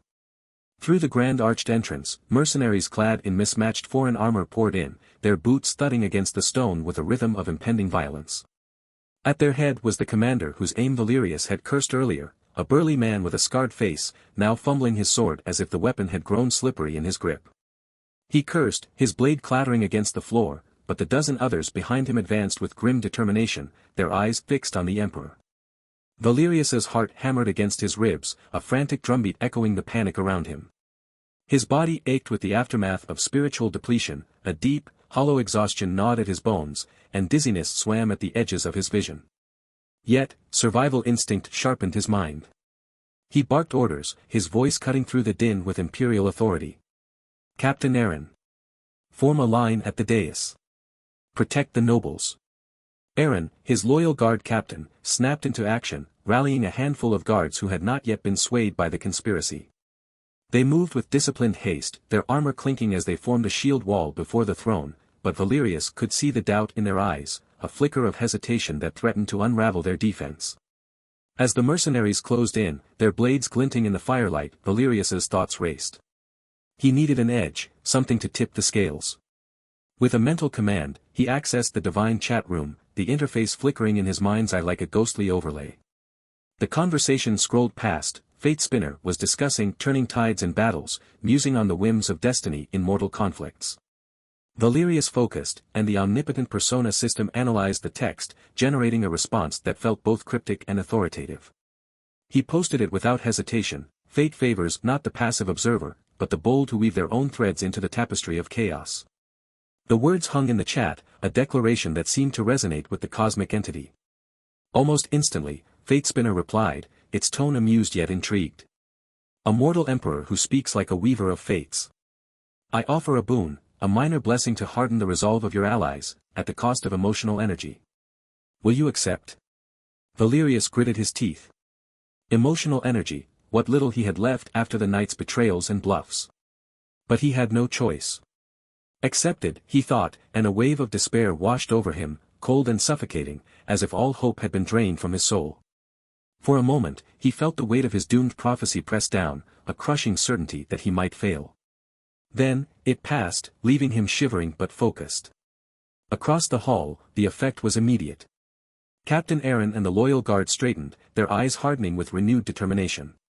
Their movements became more fluid, their strikes more precise. As the mercenaries lunged, the guards met them with a ferocity that belied their earlier doubt, pushing back the initial wave with coordinated thrusts and parries. Steel clashed against steel, the sound ringing through the hall like a discordant symphony. Valerius watched, his enhanced senses picking up every detail, the sweat on a guard's brow, the grunt of a mercenary as he was forced back, the subtle shift in the tide of battle. It was a small victory, but it bought him precious seconds. Using the confusion as cover, Valerius moved. His legs felt leaden with fatigue, but he forced himself forward, scooping up a fallen dagger from the floor, a simple, sharp blade that had slipped from a noble's belt. His gaze locked on General Marcus, who was trying to flank him from the side, his expression a mask of cold calculation. Marcus had drawn his own sword, its polished edge reflecting the chaos around them. Valerius's mind raced with the implications. Marcus was not just a conspirator, he was the military backbone of this coup, and taking him down might cripple the plot.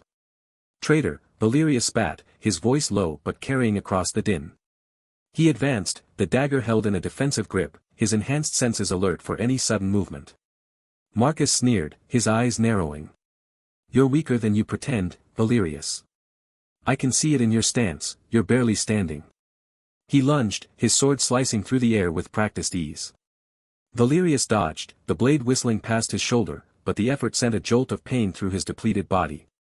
He countered with the dagger, aiming for Marcus's exposed arm, but the general parried with a swift twist of his wrist, the clash of metal sending sparks flying. Their duel became a dance of desperation. Valerius relied on his enhanced senses to anticipate Marcus's moves, reading the subtle tensing of muscles and the shift of weight. Each block and thrust drained him further, his spiritual energy so low he could feel the void where power should be. Marcus, fueled by ambition and the certainty of victory, pressed harder, his attacks growing more aggressive.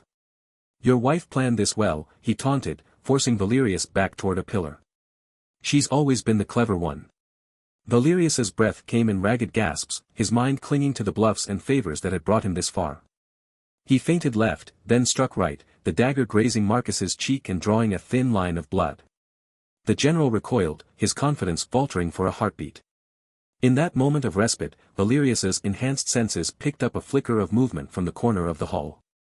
Seraphina, her gown a flash of crimson silk, was slipping away from the fray, her steps silent and purposeful. She moved toward a tapestry depicting the founding of the empire, one Valerius knew concealed a secret passage used by royalty in times of crisis. His heart sank. She was escaping, likely to regroup or enact another phase of the plot. He tried to call out, but his voice was lost in the cacophony of battle. Then, a ping echoed in his mind, sharp and insistent. The divine chat room flared to life again. Starweaver had sent a message, its words dripping with celestial amusement. Your mortal struggle is entertaining, but your divinity wanes. Prove it by halting the siege with a word. Valerius froze, his dagger still raised against Marcus.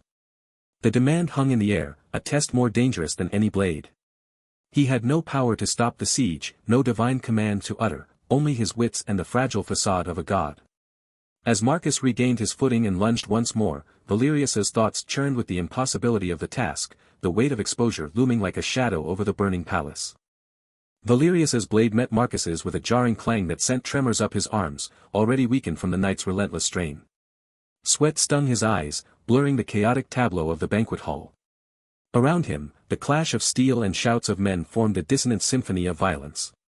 Loyal guards, led by Captain Aaron, fought with desperate valor, but they were outnumbered by the Golden Falcon's mercenaries, whose brutish forms swarmed like locusts through the shattered doors. The air reeked of blood, spilled wine, and the acrid scent of fear. Valerius's breath came in ragged gasps, each inhale a reminder of his depleted state, spiritual energy nearly empty, physical exhaustion a leaden weight in his limbs, mental fatigue clouding his thoughts, and luck so diminished he felt the universe itself conspiring against him. Marcus's face, twisted with rage and ambition, loomed before him. Your reign ends here, tyrant, the general snarled, pressing his attack with a heavy broadsword. Valerius parried again, but his muscles screamed in protest, the dagger in his hand feeling like a mountain. He could feel the enchantment from Seraphina's robes still clinging to him, a subtle lethargy that Starweaver's favor had only partially mitigated. His enhanced senses, a boon from the same god, allowed him to track Marcus's movements with preternatural clarity, but it was a cold comfort when his body could not keep pace. He sidestepped a vicious slash, the blade grazing his shoulder and tearing the fine fabric of his attire. A sharp pain flared, but it was drowned in the overwhelming fatigue. His mind raced, a frantic calculus of survival. The battle was tipping against them. He could see Aaron and a handful of guards forming a shrinking defensive circle, their resolve bolstered by Fate Spinner's earlier boon but now fraying under the mercenaries' relentless assault. Valerius needed something more, a miracle, as the outline had whispered. But miracles, he had learned, came at a cost, and he was running out of currency to pay. With a grunt, he feinted left and ducked behind a massive marble pillar, its surface scarred from stray blows. The relative shelter was fleeting, he could hear Marcus barking orders to flank him. Crouching low, Valerius closed his eyes, shutting out the cacophony. In his mind, he accessed the divine chat room, the celestial Pantheon and Primordial Abyss discussion group. The interface shimmered into view, a tapestry of cosmic text that felt both alien and intimately familiar. Starweaver's message glowed with an imperious light: prove your divinity, pretender. Halt this mortal strife with but a word, or be exposed as the fraud you are. The challenge was a trap, a test designed to unravel his carefully constructed facade. Panic threatened to surge, but Valerius clamped down on it, drawing on the last dregs of his mental fortitude. The Omnipotent Persona system whirred into action, analyzing Starweaver's words, the context of the battle, and the underlying cosmic principles. It generated a response, cryptic and authoritative, that appeared in the chat: I shall speak a word that stills mortal strife, but know this, such acts ripple through fate, weaving threads that even gods may regret to pull. Valerius typed it, his fingers trembling. Then, he made his request, a boon to amplify his voice with a minor reality warping effect, causing momentary confusion among the mercenaries. He specified the cost, a portion of his voice, raw and hoarse. The system transmitted the plea. Almost instantly, Starweaver replied, the text tinged with amusement and curiosity: granted. Let us see if your throat can bear the weight of destiny. A surge of energy, cold and sharp, flooded Valerius's vocal cords. He felt it as a physical tearing, a scrape that left his throat parched and aching, as if he had swallowed glass. He gasped, clutching his neck, the pain a fresh agony atop his existing burdens. But the power was there, thrumming in his larynx, a subtle vibration that promised chaos. Pushing himself upright, Valerius stepped out from behind the pillar. The battle raged on, a maelstrom of violence. Marcus spotted him and charged, sword raised. Valerius ignored him, focusing on the center of the hall, where the mercenaries were thickest. He drew a deep, painful breath, the air scraping his ravaged throat. Then, he shouted, pouring every ounce of will into that single word: cease. His voice echoed, not with the natural acoustics of the stone hall, but with an unnatural resonance that seemed to warp the very air. It carried a weight beyond sound, a ripple of minor reality warping that washed over the combatants. The effect was immediate and disorienting. Mercenaries faltered mid-swing, their weapons dipping as if suddenly heavy. Some clutched their heads, eyes glazing over with confusion, others dropped their blades entirely, staring blankly at their hands as if forgetting their purpose. The loyal guards, shielded by some inherent loyalty or perhaps the lingering effects of Fate Spinner's boon, hesitated only a moment before seizing the advantage. They moved with renewed vigor, disarming the bewildered mercenaries, binding them with ropes torn from tapestries, and restoring order in swift, efficient motions. Marcus, caught in the periphery of the effect, staggered, his charge broken. He snarled, a sound of pure fury, but his eyes darted to the subdued mercenaries, then to Valerius, who stood tall despite his trembling legs. This isn't over. Marcus spat, before turning and fleeing through a side passage, his footsteps echoing into the distance. Valerius did not give chase, he could not. The cost of the boon settled in, his throat now a furnace of pain, his voice reduced to a rasping whisper. He swayed on his feet, the adrenaline ebbing to reveal the full extent of his depletion. As the hall quieted, the immediate threat neutralized, Valerius's knees buckled. He collapsed to the floor, the cold marble a stark contrast to the heat of battle. He gasped for air, each breath a ragged, hoarse struggle. Captain Aaron rushed to his side, concern etched on his blood-streaked face. Your Majesty. Are you injured? Aaron's voice sounded distant, muffled by the ringing in Valerius's ears. Valerius tried to speak, but only a croak emerged. He shook his head weakly, his eyes drifting away from Aaron's worried gaze. In his mind, he accessed the chat room once more, needing to see the aftermath of his bluff. The messages scrolled past, reactions from Starweaver, Voidsinger, and others, a mix of awe and suspicion. But then, a new presence made itself known. An entity labeled Primordial Watcher had joined the discussion, its text glowing with a deep, ominous hue. It addressed Valerius directly, the words cutting through his fatigue like a knife. Your performances amuse, mortal. But your facade cracks with each strained syllable. Reveal your true nature, or I shall unmask you to all, peeling back the layers of your deceit before this Pantheon. Valerius's heart stuttered, a cold dread seeping into his bones. He stared at the message, his mind racing even as his body failed him. The cliffhanger of exposure loomed, more terrifying than any blade. Around him, the hall was settling, guards tending to wounds and securing prisoners, but Valerius felt utterly alone, his fate hanging by the thinnest of threads, woven by his own lies and the watchful eyes of primordial beings. The cold stone floor of the banquet hall pressed against Valerius's cheek, a rough, unyielding surface that seemed to leach the last dregs of warmth from his body. His limbs felt like leaden weights, every muscle screaming in protest as he lay sprawled amid the aftermath of chaos. The air still carried the metallic tang of blood and the acrid scent of spilled wine, mingling with the faint, lingering echo of his amplified shout. Around him, loyal guards moved with grim efficiency, binding the captured mercenaries, golden falcons, their once proud uniforms now torn and stained. Captain Aaron's voice cut through the haze, sharp with concern. Your Majesty, we must get you to your chambers. Valerius tried to nod, but the motion sent a fresh wave of dizziness crashing over him. His spiritual energy was a hollow void, scraped raw by the boon that had neutralized Seraphina's poison, and now compounded by the emotional drain from Fatespinner's gift and the physical toll of battle. His voice, when he attempted to speak, emerged as a hoarse, rasping whisper, each syllable scraping against his throat like broken glass. The chat, he managed, his mind clawing back to the divine interface that hovered at the edge of his consciousness, a shimmering pane of ethereal light only he could see. Aaron and another guard, a burly man with a scar across his jaw, whose name Valerius couldn't recall, helped him to his feet, their hands firm but gentle. The journey through the palace corridors was a blur of flickering torchlight and distant shouts, the walls seeming to sway with his unsteady steps. His chambers, when they finally arrived, offered little solace. The opulent room, with its velvet drapes and gilded furniture, felt like a gilded cage, the silence oppressive. As the guards laid him on the bed, the chat interface flared to life, demanding his attention. A new message glowed with an icy, analytical light, devoid of the playful curiosity or skeptical challenge he'd grown accustomed to. It was from the Primordial Watcher, the entity that had joined at the battle's end. The words formed in his mind, cold and precise, your display of power was intriguing. But mortal theatrics often mimic divine will. Prove your essence, or be unmasked as the fraud you are. Valerius's breath hitched, a cold sweat breaking out on his brow.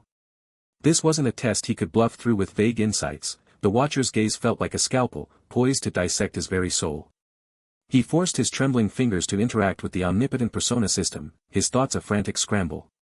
The system analyzed the Watcher's message, its response forming in his mind like a whispered secret. With a mental command, he posted it, to question my nature is to gaze into the abyss, not all truths are meant for mortal, or divine, eyes. The words hung in the chat, cryptic and authoritative, but the Watcher's reply was immediate, its tone cutting through any pretense, abstractions are the refuge of the weak. Provide a concrete demonstration of cosmic power within the hour, or I shall reveal your mortality to all.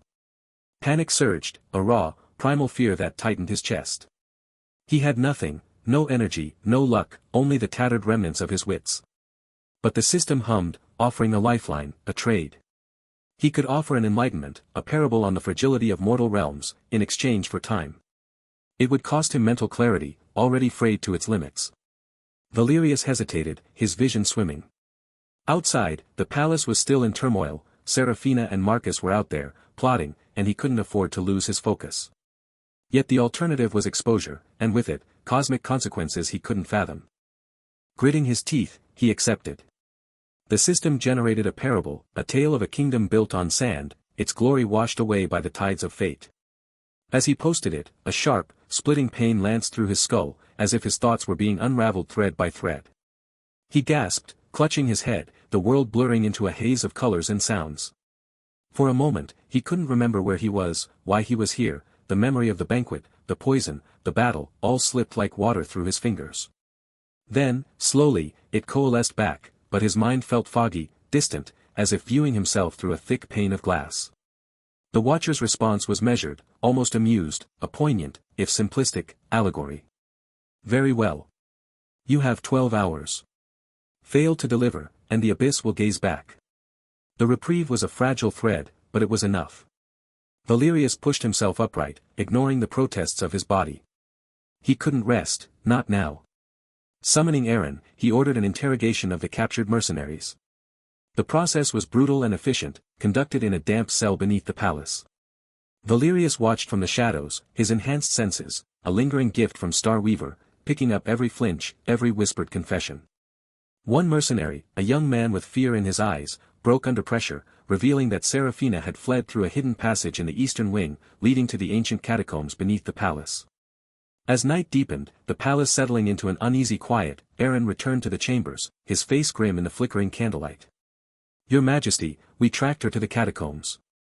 But the entrance, it's warded with strange symbols, etched into the stone. Our men tried to breach it, but it repels them, like an invisible wall. They can't get through. Valerius's heart sank. The catacombs were a maze of forgotten tombs and dark secrets, and now they were sealed by magic he couldn't understand. Before he could respond, the chat interface pinged softly, a gentle chime that felt like a mockery in the tense silence. It was Void Singer, the entity who had granted him the boon to neutralize toxins. Their message was brief, almost casual. I sense a ward of old power blocking your path. I can offer a boon to unravel such bindings. The cost, a piece of your mortal memory. Choose wisely, little Emperor. The words hung in the air, a temptation and a threat. Valerius stared at them, his mind still foggy from the earlier trade, his body aching, his voice gone. What memory would he lose? A moment of childhood? The face of a loved one? The very knowledge of why he fought? He had no time to ponder, the clock was ticking, and Seraphina was slipping further away. As he reached to respond, the darkness of the chamber seemed to press in, the weight of his choices crushing him. Valerius's body moved on instinct, a desperate lunge born of survival. Seraphina's ritual dagger sliced through the air where his throat had been a heartbeat before, its edge glinting with a sickly purple light that seemed to drink the chamber's faint torchlight. He rolled across the cold, uneven stone floor, his ribs protesting with a sharp ache that echoed his exhaustion. As he tumbled, he heard the distinct thwip of a crossbow bolt, followed by a resonant thud. The bolt embedded itself deep into the dark altar, splintering the ancient obsidian surface with a crack like breaking bone. The chamber shuddered in response, dust and small stones raining from the ceiling, and the arcane symbols etched into the walls pulsed with a malevolent crimson glow, growing brighter with each tremor. Valerius scrambled to his feet, his breath ragged and hoarse from his damaged voice. His mind, still clouded by the memory fog from Void Singer's boon, struggled to focus. He could feel the hollow ache where the memory of his tutor's face had been, a phantom pain that gnawed at his concentration. But the immediate threat cut through the haze. General Marcus stood in the shadows near the chamber's entrance, his crossbow now lowered as he fumbled to reload, his face a mask of grim determination. Seraphina, her eyes wide with fury and desperation, clutched the dagger tighter, her knuckles white. The altar behind her crackled with residual energy, tendrils of dark mist coiling around the embedded bolt. He's acting alone, Valerius thought, the realization dawning with cold clarity. Marcus's movements were too hurried, his gaze fixed solely on Valerius, ignoring Seraphina's chaotic stance. This wasn't a coordinated strike, it was a gambit born of personal ambition, perhaps a last-ditch effort to seize power before the conspiracy fully unraveled. Valerius's enhanced senses, a lingering gift from Star Weaver, picked up the subtle tremble in Marcus's hands, not from fear, but from adrenaline-fueled greed. The general had always been ambitious, but this felt raw, unhinged by the chaos of the catacombs. The chamber shook again, more violently this time. A deep groan echoed from the stone walls, as if the very foundations of the palace were protesting the disturbance. Valerius's eyes darted to Captain Aaron and the 4 loyal guards, who had fanned out behind him, their swords drawn but expressions uncertain. Aaron met his gaze, a silent question in his eyes, should they charge Marcus or contain Seraphina? Valerius gave a slight shake of his head, his mind racing. He couldn't afford a physical confrontation in his depleted state, his spiritual energy was nearly non-existent, his body aching with exhaustion, and his luck felt thinner than parchment. He needed leverage, something to tip the scales without expending more of his dwindling resources. With a mental command, Valerius accessed the divine chat room. The interface flickered in his mind's eye, a ghostly overlay against the grim reality of the catacombs. Starweaver was online, their presence a shimmering thread of cosmic curiosity amidst the chatter of other entities.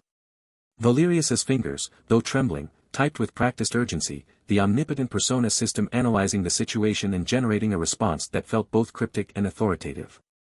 "Behold a mortal's greed unraveling fate itself," he posted, the words appearing in the chat with an ethereal glow. He followed it with a request, his thoughts focused on Marcus, a boon to weaken Marcus's resolve by amplifying his doubts. The cost was steep, emotional resilience. Valerius felt a cold tendril wrap around his heart as he accepted, a surge of paranoia flooding his senses. Suddenly, every shadow seemed to hold a threat, every whisper in the chamber a potential betrayal. He clenched his teeth, fighting to maintain his composure. Starweaver's response came swiftly, a ripple of amusement and approval. "Granted, O enigmatic one. Let doubt be his chains." In the physical world, Marcus froze mid-reload, his hands stilling on the crossbow. His eyes, previously sharp with intent, grew distant, clouded by a sudden influx of memories. Valerius watched as the general's expression shifted, a flicker of regret, then confusion, then fear. Memories of past betrayals, both given and received, surged to the forefront of Marcus's mind, whispered promises broken, alliances shattered, the weight of ambition turning to ash. His aim wavered, the crossbow dipping slightly as he stared at Valerius, not as an enemy to be eliminated, but as a mirror of his own crumbling ambitions. "Why am I here?" Marcus's lips moved silently, the question etched in his widening eyes. Valerius seized the moment. Ignoring the paranoia clawing at his thoughts, he lunged forward, his movements fueled by desperation rather than strength. Seraphina, distracted by the chamber's shaking and Marcus's hesitation, was slow to react. Valerius tackled her to the ground, the impact jarring his already sore body. She snarled, slashing wildly with the dagger, but he grabbed her wrist, his grip weakened by exhaustion but firm enough to twist. The dagger clattered to the stone floor, skittering away into the shadows. Seraphina struggled beneath him, her breath hot with rage, but Aaron was already there, pulling her up and binding her hands with a length of rope from his belt. Two guards moved to assist, their faces set in grim determination. Marcus, still immobilized by doubt, offered little resistance as the remaining guards disarmed him and forced him to his knees. The crossbow fell from his limp hands, clattering against the stone. He didn't fight back, his gaze was fixed on the cracked altar, as if seeing his own fate reflected in its splintered surface. "It wasn't supposed to end like this," he muttered, the words barely audible over the chamber's groaning. Valerius stood, breathing heavily, his body screaming in protest. The paranoia from Starweaver's boon lingered, making him hyper-aware of every sound, the drip of water from a distant tunnel, the rustle of the guard's armor, Seraphina's hissed curses. He pushed it aside, focusing on the immediate victory. But as Aaron finished securing the conspirators, the altar gave one final, violent shudder. A deep crack spiderwebbed across its surface, and from within, a wave of dark energy erupted, cold and suffocating. It washed over the chamber, extinguishing half the torches and leaving the air thick with the scent of ozone and decay. At that moment, the divine chat room blared a warning in Valerius's mind, a message from Primordial Watcher that felt like a physical blow. "The catacombs are a nexus of primordial ley lines. Your meddling has awakened something, a guardian of the abyss. Flee, or be consumed." The words hung in the air, heavy with impending doom. Valerius's enhanced senses picked up a new sound beneath the chamber's groans, a deep, rhythmic scraping, like stone grinding against stone, growing louder from the tunnels beyond. The walls pulsed with a deeper crimson, and the temperature dropped sharply, their breaths fogging in the suddenly frigid air. Aaron looked at Valerius, his face pale. "Your Majesty, we must go. Now." Valerius nodded, his heart pounding. They had subdued the conspirators, but at what cost? The darkness in the chamber seemed to thicken, coalescing into shifting shadows that hinted at a form too vast to comprehend. He gestured to the guards, his voice a raspy whisper. "Move. Back the way we came." As they dragged Seraphina and Marcus toward the exit, the scraping sound intensified, and from the deepest shadows of the chamber, a pair of glowing, slit-pupiled eyes emerged, watching them with ancient, hungry malice. The altar's crack widened with a sound like shattering glass, and dark energy surged upward in a torrent of shadow. Valerius's heart hammered against his ribs, each beat a painful reminder of his exhaustion. The air grew thick with the scent of ozone and decay, and the chamber's ancient stones trembled as if the earth itself recoiled. From the rift, a form coalesced, a monstrous entity of shifting shadows and glinting teeth, its eyes burning with primordial malice. It stood taller than two men, limbs of darkness lashing out to scrape against the walls, leaving deep gouges in the stone. A roar erupted, low and resonant, shaking dust from the ceiling and rattling Valerius's bones. He stumbled back, his mind foggy with memory loss and fatigue, but instinct screamed at him to flee. Retreat! Valerius's voice was a ragged whisper, barely audible over the Guardian's growl. Captain Aaron and the loyal guards dragged the bound forms of Seraphina and Marcus toward the exit, their faces pale with terror. Seraphina struggled weakly, her eyes fixed on the dark altar, while Marcus cursed, his resolve shattered by Starweaver's boon but his hatred undimmed. The Guardian moved with unnatural speed, a blur of shadow that blocked the chamber's only door, its teeth gnashing in a silent promise of annihilation. Valerius's breath caught, the exit was sealed, and the walls seemed to close in. He could feel the cold sweat on his brow, his spiritual energy so depleted that even standing felt like a monumental effort. Desperation clawed at Valerius's thoughts. He glanced at the chat room interface hovering in his mind's eye, a faint glow amidst the chaos. The entities were watching: Starweaver, Void Singer, Fate Spinner, and the ever-present Primordial Watcher. Their silent attention felt like a weight pressing down on his soul. The Omnipotent Persona system whirred to life, analyzing the Guardian's nature, a fragment of chaos, born from awakened ley lines and residual divine energy. It generated a plan, cold and precise. Valerius forced his fingers to move, typing with trembling hands. This Guardian is a fragment of chaos, to banish it, one must understand its nature. The words appeared in the chat, cryptic and authoritative, but his heart pounded with fear. Would they buy it? He followed up, his mind racing. I request a combined boon, a temporary shield of divine light to hold this abomination at bay. In exchange, I offer a profound secret about mortal mortality. The gamble was immense. If they refused, he'd be torn apart. But the chat buzzed with interest. Starweaver responded first: your insights have value, but the cost must be steep. Void Singer added: a secret of mortality, intriguing. We agree. Fate Spinner remained silent, but Valerius felt a thread of fate tighten around him. The system generated the secret: death is not an end, but a door, a threshold where essence dissolves into the cosmic weave, only to be rewoven in cycles beyond mortal comprehension.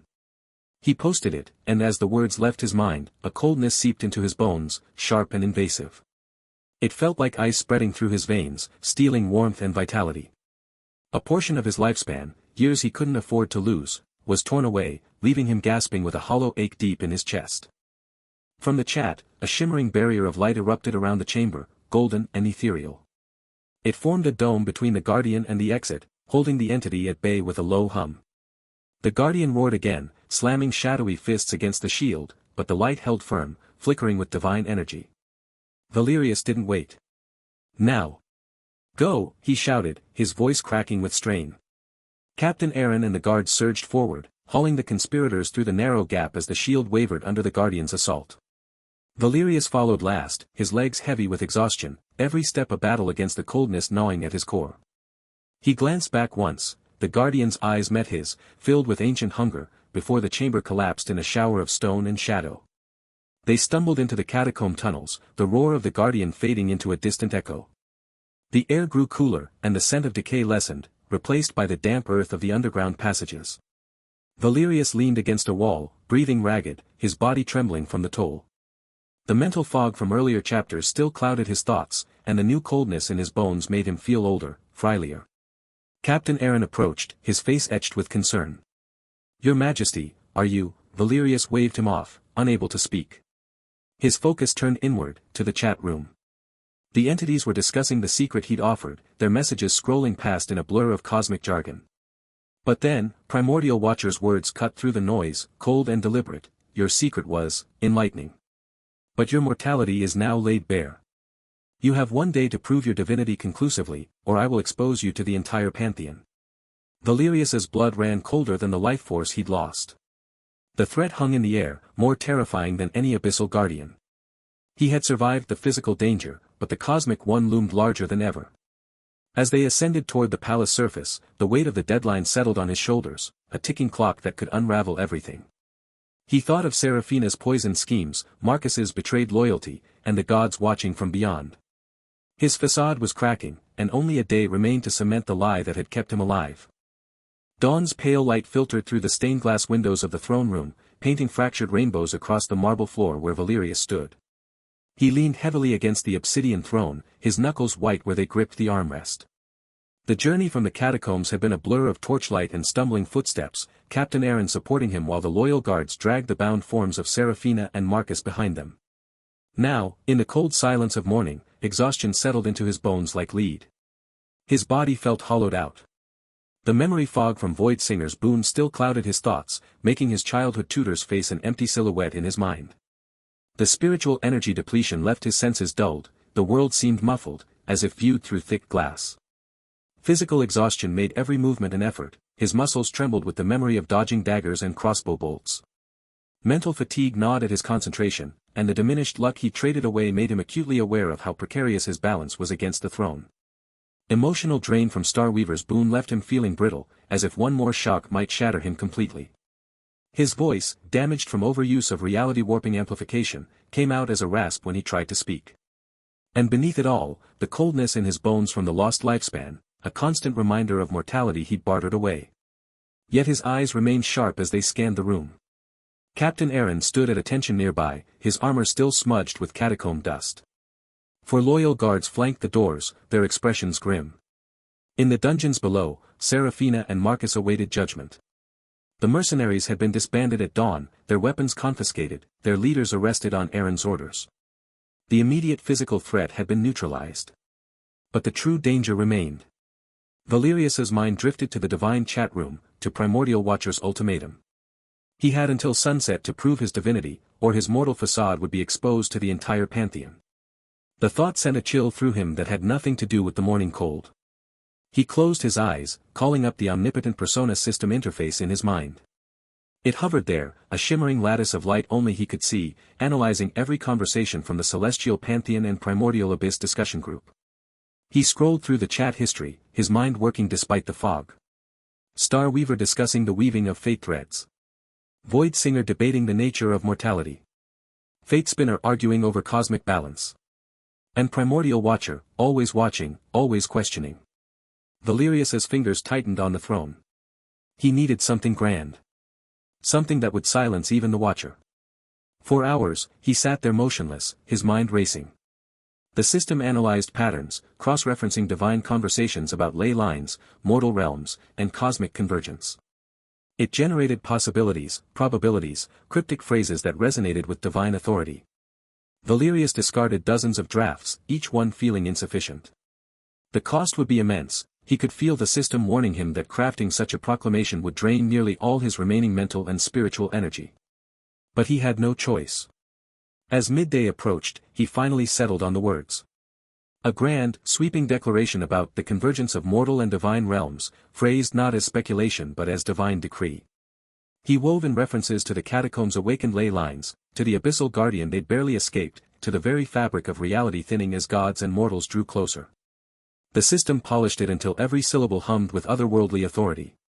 Valerius took a deep, shuddering breath. Then he posted it to the chat room. The effect was immediate. Even through his depleted senses, he could feel the divine attention shift toward him. The chat erupted. Starweaver responded first, this changes everything. Void Singer added, the convergence has been theorized, but never decreed. Fate Spinner questioned the implications. And Primordial Watcher, the Watcher fell silent for a full minute before responding with a single, stunned symbol, a glyph of contemplation. Valerius slumped in his throne, the last of his mental energy draining away. The world swam before his eyes. He was barely conscious, clinging to awareness by sheer will. Captain Aaron stepped forward, concern etched on his face, but Valerius waved him back with a trembling hand. He wasn't done yet. Through the haze, he accessed the system again. He still had favors owed. Small boons accumulated over days of bluffing and trading. A blessing of minor prosperity from Starweaver. A touch of healing from Void Singer. A nudge of growth from Fate Spinner. Individually, they were insignificant, raindrops in a drought. But together, Valerius spent them all. He directed the blessings outward, toward his kingdom. Toward the drought-stricken farmlands to the south. Toward the blighted forests to the east. Toward the sickly herb gardens in the palace courtyards. He felt each favor leave him, like threads of light unraveling from his core. Outside, the sky darkened. Clouds gathered where there had been none. In the throne room, the loyal guards shifted uneasily as the first drops of rain pattered against the windows. Not a storm, but a gentle, steady shower. Valerius closed his eyes, listening to the sound. Somewhere in the palace gardens, the court herbalist would be noticing the sudden vigor in withered plants. Somewhere in the southern provinces, farmers would be looking up at the sky in wonder. The chat room continued to buzz with discussion of his decree. The convergence theory became the focus of divine debate. Valerius's proclamation was dissected, analyzed, revered. He had shifted the entire conversation, making himself the center of cosmic attention. The risk was immense, but so was the reward. No one questioned his divinity now. Not even the Watcher. As sunset approached, painting the throne room in hues of orange and purple, a private message appeared in Valerius's mind. Not in the public chat, but a direct communication. From Primordial Watcher. Your performance is masterful, mortal. The words were cold, precise. Valerius's breath caught in his throat. I have observed your manipulations from the beginning, the Watcher continued. Your analysis of our conversations. Your trades of minor favors. Your desperate bluffs. You are no god. You are a man clinging to a cliff edge by his fingernails. Valerius said nothing. He had no energy left for response. And yet, the Watcher mused, there is artistry in your deception. You have woven a tapestry of lies so convincing that even I pause to admire it. Your decree about the convergence, it was inspired. Flawlessly authoritative. It has sparked discussions that will ripple through the Pantheon for eons. A long pause. Valerius could feel the Watcher's attention like a physical weight. I shall keep your secret, for now. Not out of mercy, but curiosity. I wish to see how far this performance can go. But know this, your facade has attracted true attention from higher powers. Entities who do not appreciate mortal games. Your gambit has leveled the board, but the players have changed. The connection severed. Valerius let out a breath he hadn't realized he was holding. A temporary victory. The Watcher knew, but wouldn't expose him. Not yet. It was a reprieve, but a fragile one. He had bought time, but at the cost of drawing deeper, more dangerous attention. Night fell. The throne room grew dark, lit only by the moonlight streaming through the windows. Captain Aaron approached cautiously. Your Majesty. Should I summon physicians? Valerius shook his head slowly. Leave me. Ensure the prisoners are secure. Double the guard rotations. And, thank you, Aaron. For your loyalty. The captain bowed deeply before withdrawing, leaving Valerius alone in the vast, silent chamber. With effort, Valerius pushed himself up from the throne. His legs threatened to buckle, but he steadied himself against a pillar. He needed air. Needed to see the sky. He made his way slowly to the balcony doors, each step a minor victory over his exhausted body. The night air was cool against his skin. He leaned on the balcony railing, looking out over his palace grounds. Torches flickered in the courtyards below. Beyond the walls, the city slept. For the first time in days, there was no immediate threat of assassination. Serafina and Marcus were imprisoned. The conspiracy had been unraveled. He had survived. He looked up at the stars. They seemed brighter tonight, as if watching him. The moon cast his shadow long across the balcony stones. In the quiet, he allowed himself a moment of reflection. He had started this journey knowing he would die tomorrow. Now, he had not only survived but secured his throne, if only temporarily. He had bluffed gods, traded favors, manipulated events. He had become the god he was pretending to be, piece by piece. A faint smile touched his lips. It was a weary smile, but genuine. The game had changed, but he was still playing. Then a new notification appeared in his mind. Not from the familiar chat room, but something different. A shimmering, golden invitation, more ornate than any he'd seen before. The words formed in his consciousness: higher-tier discussion, the Council of Primordial Deities. Access restricted to entities of confirmed primordial resonance. Your recent decree has qualified you for provisional attendance. Valerius's smile widened slightly. So the Watcher was right. His performance had attracted higher attention. The Council of Primordial Deities. The name alone carried weight. This was beyond the chat room he'd grown accustomed to. This was the inner circle. The true powers. He accepted the invitation, feeling a new connection establish in his mind. A doorway to deeper mysteries. The game had indeed leveled up. As he turned to go back inside, his reflection caught in the balcony's glass doors. The moonlight illuminated his face in the dark glass. And there, on his forehead, just visible in the reflection, was a faint, glowing mark. A sigil he didn't recognize, intricate and alien, pulsing with a soft, steady light. It hadn't been there before. He reached up to touch it, but his fingers felt only skin. In the reflection, the mark continued to glow, its light seeming to come from within him, pulsing in time with his heartbeat. Unknown power. Unfamiliar magic. A consequence of his gambit, or a gift from the higher powers now watching him. He stared at his reflection for a long moment, the sigil's glow casting strange shadows across his weary face. Then he turned away, stepping back into the throne room. The night was deep, and tomorrow would bring new challenges. But for now, he had survived. And the mark on his forehead pulsed on, a silent promise of things to come.